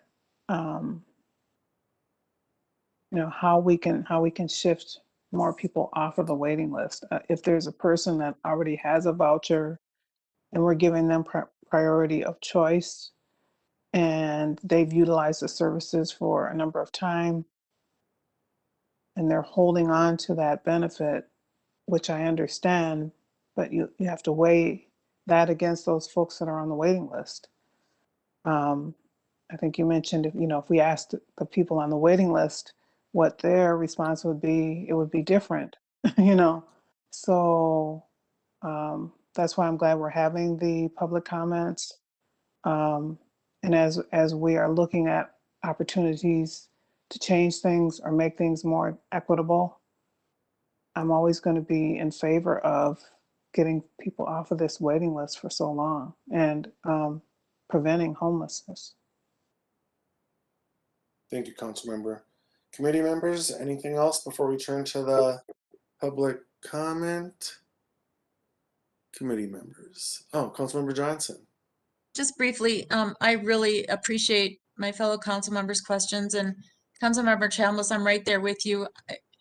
However, people are finding themselves in jeopardy of lack of housing or becoming homeless, I think the part that frustrates me the most is the rules and regulations and how you get into a project-based, building versus how you can find something that might be out in the market where a landlord or owner is willing to take vouchers in, and all the effort that's going behind it. And, at the end of the day, we don't have enough units. And that's why I'm trying to figure out, how, when you've got a pipeline of developers ready to go to build units that will forever and ever be affordable and available, how do we get more units built that we can know for certain will be there and supplement what the market may be willing to do? And regulations seem to be problematic in that. But I'd like, when we do hear from the developers or whoever's presenting tonight, I'd like to hear how their projects can impact that list, because I agree it's mind-blowing and terribly challenging for people to have to live under those constraints. And especially, I know we do have vouchers that are designated for homeless people, and I believe vouchers like that go to project-based voucher developments. We'll hear later if that's the case, but I just want to thank you for the comments, because it just speaks to the big challenge that we have and how difficult this whole issue is. and commending our staff for being right in the middle of it. I don't know how they do it every day. And a big shout out to the developers who are also, you know, pushing rope uphill every day. And then the mudslide comes and they get out, the sun comes out and they push the rope back uphill every day so that they can get in ground and build those. So I just want to thank everybody for your comments. Thank you, Councilmember. And with that, let's turn to the public comment portion. And I really want to thank folks for being here, for hanging in. Look forward to hearing from you. Anyone who wishes will be allowed to provide comments and as guidelines to accommodate all individuals. If you can keep your individual comments in the 3-minute range, representatives of the organizations, if you're speaking on behalf of your organization, if you're the sole spokesperson, 5 minutes. We'll start with the pre-registered list. I have 5, and I'll read those all out so you know what order you'll be speaking in. And after that list, then I'll ask for those who have not signed up to speak. When you speak, please state your name, your place of residence, and if applicable, the organization you represent. We'll also accept written statements in addition to oral comments. We encourage people to engage. And so with that, I will go to my list and I'll read through the whole list of people that have signed up. And it's amazing how many old friends I have on this list. So first will be Lee Blondes, next Justin Lewandowski, third will be Deanna Nealand, fourth Tom Francis, and fifth on the sign up list is Leslie Vermillion. And then I'll ask if any others would like to speak. So from Beacon Interfaith Housing, first it's Lee Blondes. Welcome, Lee. Thanks for being here. Thank you very much. I'm Lee Blondes, and I'm the CEO of Beacon Interfaith Housing Collaborative. We approached the Met Council about 1.5 years ago about your ability to drive suburban and ex-urban, deeply affordable and supportive housing in the community. We were really grateful for your issuing an RFP last year. We want to thank you. You helped us get our Vista 44 funded and our Cranberry Ridge just broke ground this last month in the city of Plymouth with now 10 more deeply affordable homes because of your support. We felt like it was extraordinarily successful. You had 321 homes proposed for deeply affordable housing at or below 30% AMI, which is one of the greatest challenges to make happen anywhere in the region. And so you have organizations that want to partner with you. 85 of those homes were funded through Minnesota Housing and are moving forward. And as we've mentioned earlier, the RFP did say up to 200. We are asking you to make those available and to make those available this year. As the information that Terry Smith showed, you have made vouchers available either directly through your RFP like you did last year or through Minnesota Housing for the last 7 years.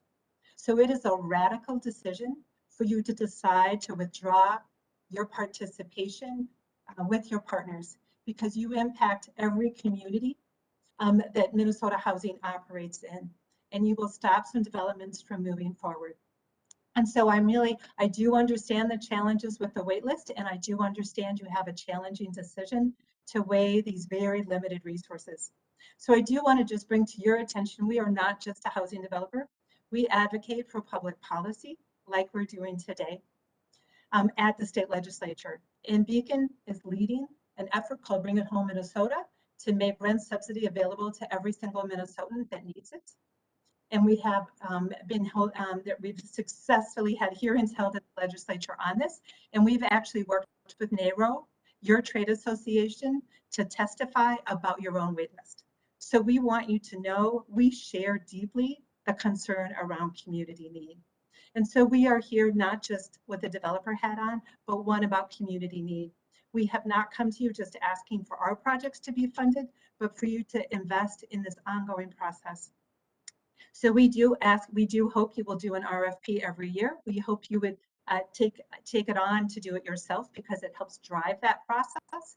But we do ask that you make a simple decision for this year. If you're not ready to make that permanent decision, that you make up to 111 vouchers available through either your own RFP or through Minnesota Housing. We only need 42 vouchers for what we're doing, but we hope that you will still make that decision this year. And for that, I really ask you to put a different hat on and not focus just on this one resource, but really your role as a regional planning organization. We want to thank you for your leadership in the 2040 plan. You have explicitly asked all communities to name the number of homes they're going to create affordable at 30% AMI. That has taken extraordinary leadership. You have been a key leader in changing the conversation around affordable housing across the region. So you now have a different problem to solve than you had before. City councilors are no longer resisting affordable housing, but they're clamoring now for the resources to make that affordable housing happen. So I ask you, are you willing to put your own resources into making your 2040 goals happen? Housing cannot be developed that is affordable at 30% AMI without rent subsidy. It's just a fact. You control almost all of the federal rent subsidy available outside of Minneapolis and St. Paul. Your partners in affordable housing need you. Let me speak explicitly to Prairie Point. We have spent close to 5 years building up support for this deeply affordable and supportive housing in Scott County. It's a conservative region.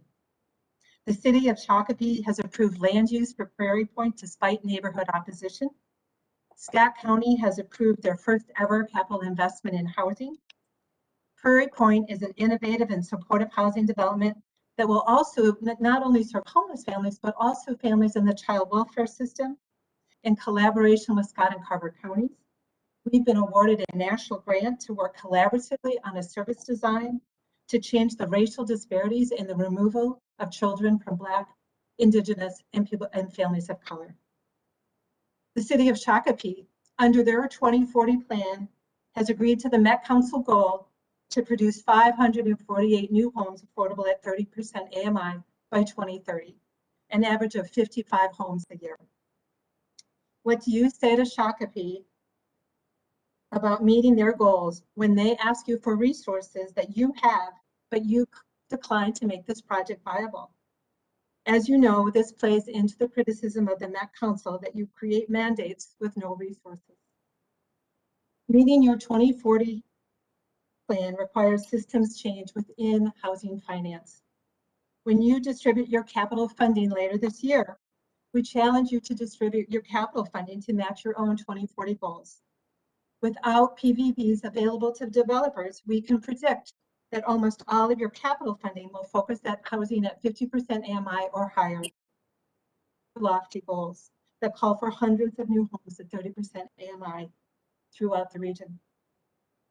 So I can tell you how it plays out for us on the ground. We have 2 family supportive housing developments, one in Minneapolis and one in Shakopee. Both are desperately needed. Both will serve predominantly families of color. But we can predict today that because MPHA has already awarded us vouchers for our development, our proposed development in Minneapolis, that it will be most likely funded by Minnesota Housing. But without project-based vouchers from you, the one in Shakopee will not.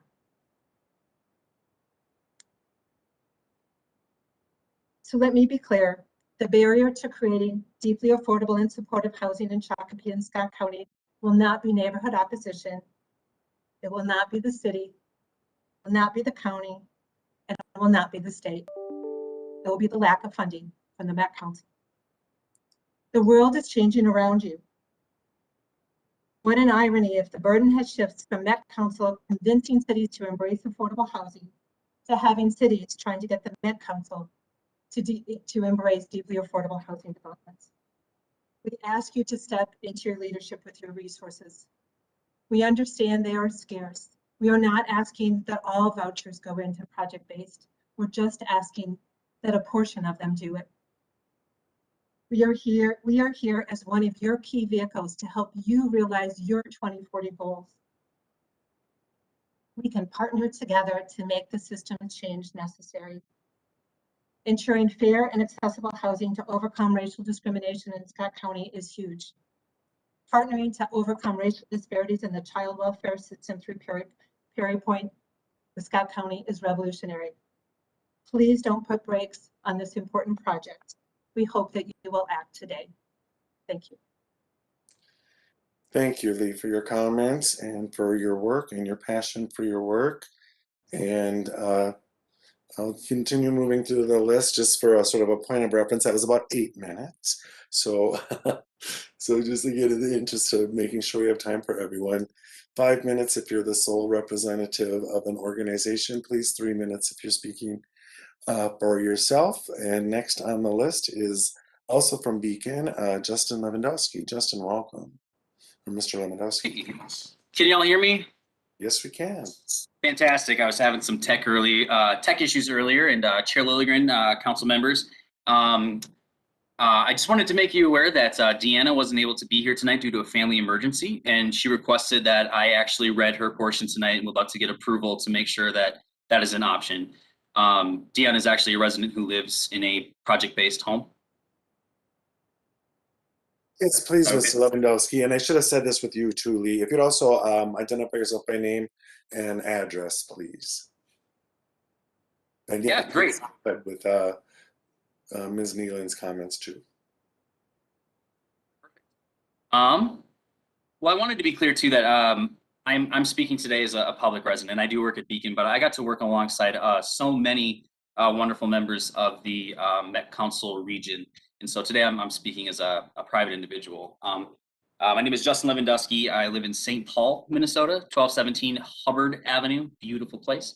And today I'm speaking because the public engagement plan of the Metropolitan Council defines engagement as the act of intentionally organizing individuals, communities, constituencies, and organizations to help inform the council that residents and communities are partners in decision making. So I actually started following Beacon because, like the Met Council, they also share those values of organizing individuals, congregations, and communities. So as Lee said, beyond organizing for our homes that we develop, our collaborative of 100 congregations also focuses on policy work. And like Lee said, every level of government, from cities, counties, regions, and across the state legislature. So we really work hard to ensure that people's voices, got a cat here. We work hard to ensure that people's voices are heard in public spaces, which are often difficult to maneuver or are largely inaccessible, especially to those most impacted by racial and economic justice. Equity is actually named as a core principle of the Met Council's public engagement plan, that residents and communities are partners in decision-making. As a resident of St. Paul, organizing alongside fellow community members across the metro region, this hasn't been our experience, especially around this urgent conversation that you've heard today. January 4th, we found out that our project-based request would not move forward and that we would be notified of another opportunity to apply for project-based vouchers. So we reached out early to get clarity on timelines, specific processes, other opportunities to engage the committee, and how do you all take formal action? We really wanted to figure that out. However, we were told that there was no reason to have that conversation at the time because there wouldn't be any new details or information on the vouchers until after that March 1st informational meeting you all had. We were told that we'd have an opportunity to make our case after that. 3 business days after that meeting, we were informed that a final decision was made not to offer any PBVs in 2021. So as you can tell, we were pretty caught off guard, and I know y'all have been hearing from us. We continue to have conversations about our position. We tried multiple times to secure an opportunity to informally address the committee through the process that's described on your website. On May 17th, there was a motion approved to put this conversation on tonight's agenda with public input and as a business item, which would result in formal action. However, this conversation, again, isn't a business item, and public comment instructions were only made available 3 days ago. With little instruction on the public website on how to do that.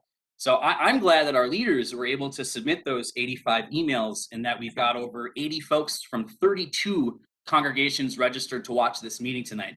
But I gotta say, I absolutely agree with Terry. The folks on the waiting list should be here. Their voices should be heard, which is exactly why I'm lifting up the lack of open and transparent outreach and execution of the Met Council's public engagement plan. If we had a hard time with this, I can't imagine what it would be like for those folks on the waiting list. But I want to be crystal clear. I am not laying out these experiences of our leaders to cast blame or wag a finger. The staff of this committee are absolutely outstanding. In fact, your staff are so good, you should hire more of them.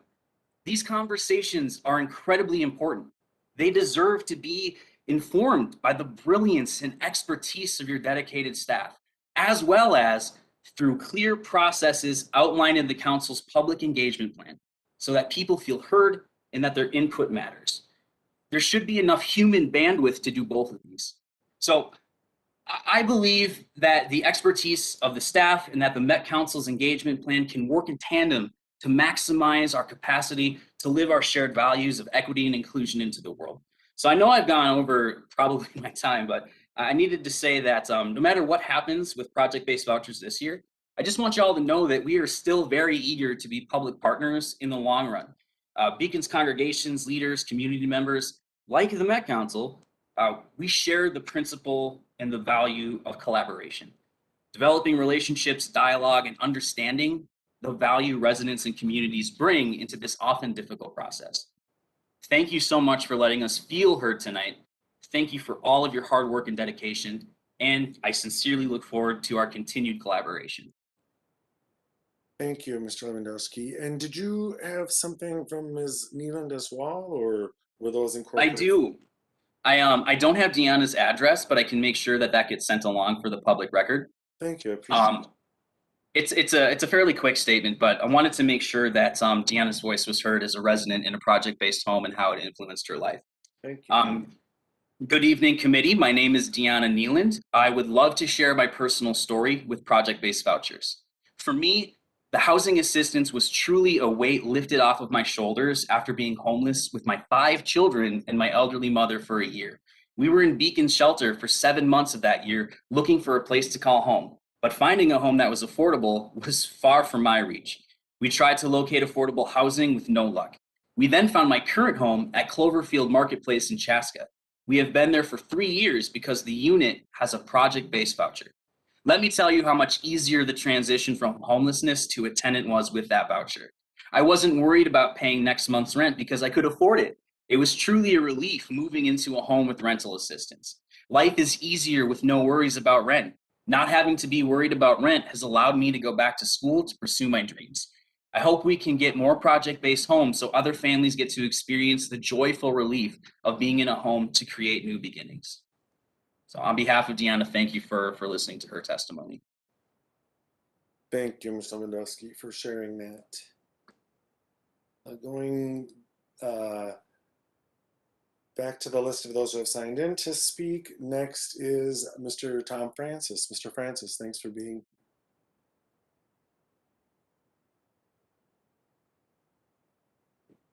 Hi, can you hear me? Now I can hear you, yes. Welcome, Mr. Francis.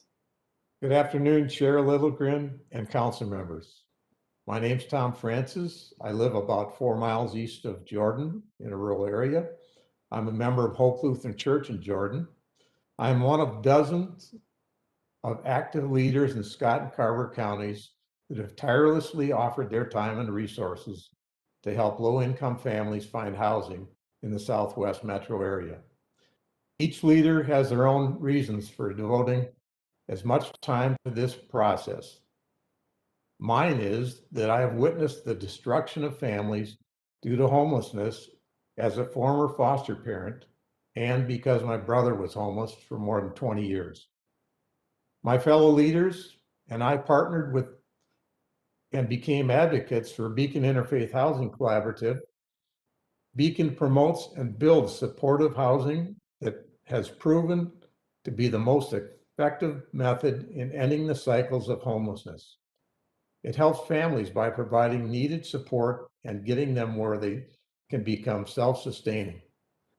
4 years ago, we began a long process to build supportive housing that would serve 42 families in Scott and Carver counties called Prairie Point.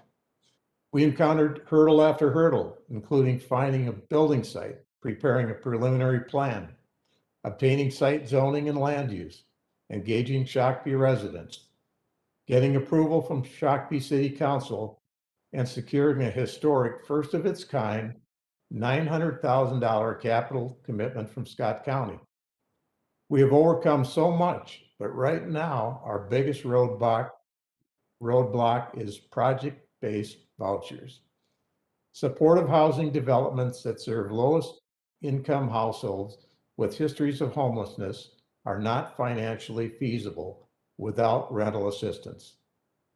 That is why we hope that you would reconsider opening an RFP for 115 project-based vouchers, or at least make them available through the Minnesota Housing RFP, so Beacon and other developers have a fighting chance.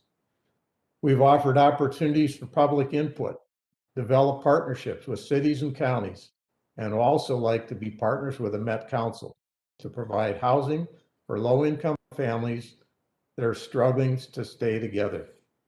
Will you partner with us to provide a path to make PVBs available in 2021 and support an annual transparent process for awarding project-based vouchers in the future? Thank you, Chair Lilligren and council members, for your consideration. Thank you, Mr. Francis, for your work on behalf of the community and for attending tonight and your comments. And you were pretty much 3 minutes on the nose, so congratulations on that as well. And thank you for being here. Returning to the list, the last person I have signed in, and then I'll ask if there are others who would like to speak, is Leslie Vermillion. Welcome, Ms. Vermillion.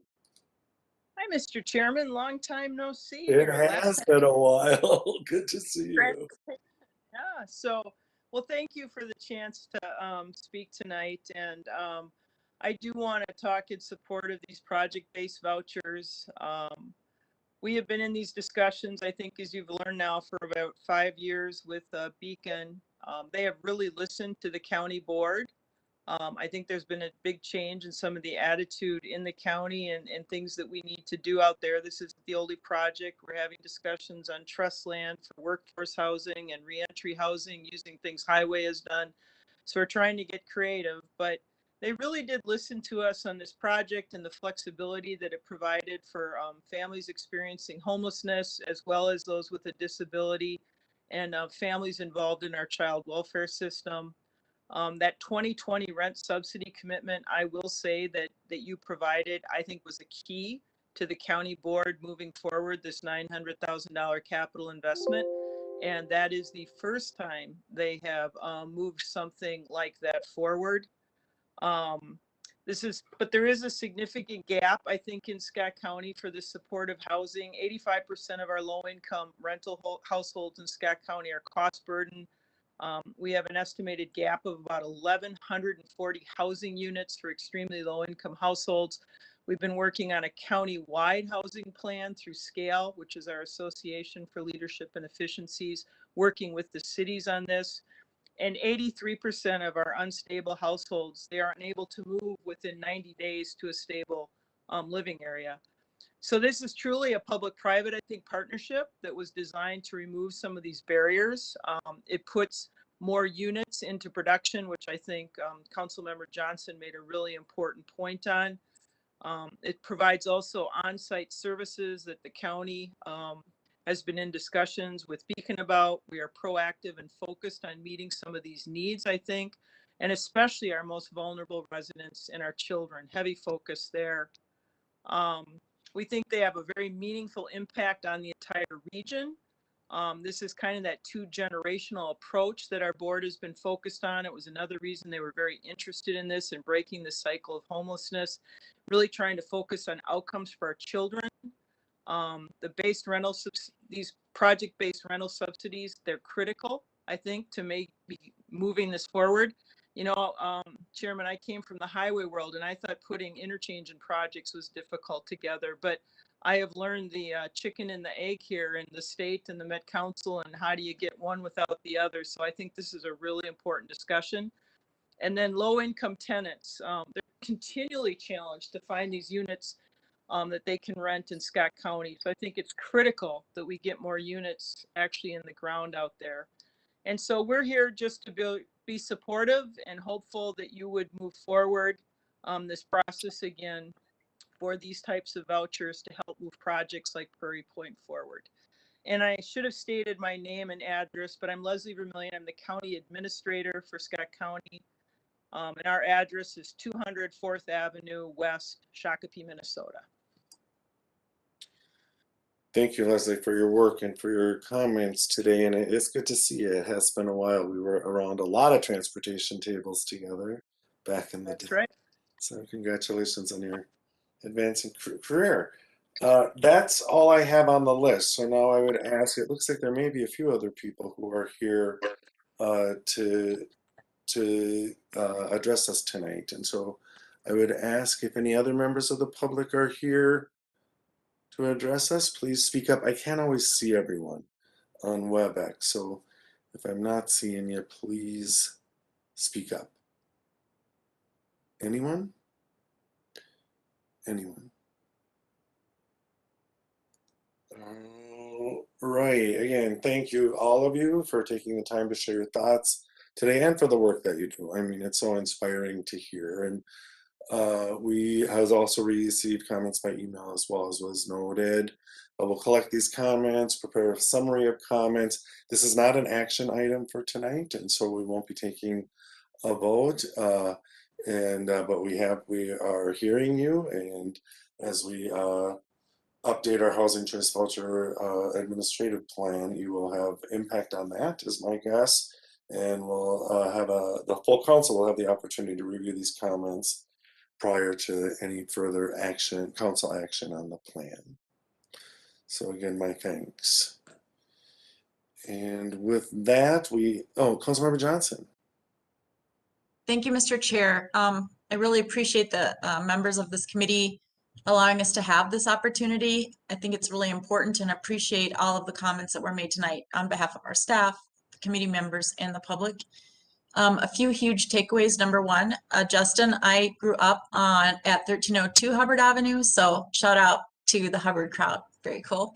Also, just to the point that's made, and this might seem, I don't know, but you know, as a city official for over 20 years, who I have experienced housing insecurity. I was a single mother. I was on welfare. I had food stamps. I know how hard it was to work a job, have to quit your college education, raise a child on your own. And that was when you didn't even have credit checks, and you could pay cash for places to live. And it wasn't so hard to find an apartment, and it was still extremely hard. And so in today's world, I don't know how families balance that. I mean, it's like having two full-time jobs, just trying to live your life and make ends meet, and it's still not happening. And now we're coming through and out of a pandemic where the numbers are going to skyrocket once the moratoriums are lifted. We know that. So here's what we know. The 2040 plans ask cities to produce enough affordable housing to meet our 2040 goals across the region. And yes, I would say there was a time where cities weren't leaning into this. They weren't proactive. The naysayers and the not in my backyarders were loud and proud. But I will also say, having witnessed 20 years of working in this area, it's true what was said tonight by the testifiers. You know, now cities are leaning in and coming up with creative ways. Look at, as an example tonight, the city of Edina and what they're trying to do. They're throughout this whole region. And so now, in order to meet the 2040 goals that we've got set, we all know that the funding and the tools can't get the job done. And we find ourselves in the bullseye of the target, trying to figure out how to disperse our own resources to these all worthy projects and people on lists. So with that said, I just want to say, I hear it all the time. If cities would only work to provide more affordable housing, if cities would approve the projects and not be afraid of bringing people into their communities that are at 30% or below AMI, or even 50 or 80% AMI, working people, right? I mean, in my community, in my district, but in Plymouth, we lost a project because I couldn't get the funding. Worked for years on getting it through, and it fell apart. And it wasn't a 30% AMI. And so all I'm saying is, you know, we are in a struggle here, and I don't know how we come out of this, but we've got partners out there there is pipeline and there are developments that are on, I used to say on life support. You worked hard on these to get them through because you were threading, you know, a needle, you know, from 100 miles away, and you knew you had to do it because people depended on you. So if we continue to move forward with project-based vouchers, let's try to build the program in advance where, you know, we can help set expectations, build in the public input, work to meet the goals across the region, and open those doors permanently for people who hopefully are already on our waiting list and can come off because they're getting a project-based voucher home. I'll tell you, doesn't matter if you're homeless, if somebody's offering you a home, if it's in a suburb or urban core or you know, near suburb, you know, it's a home for your kids. And I don't think people are too picky at that point.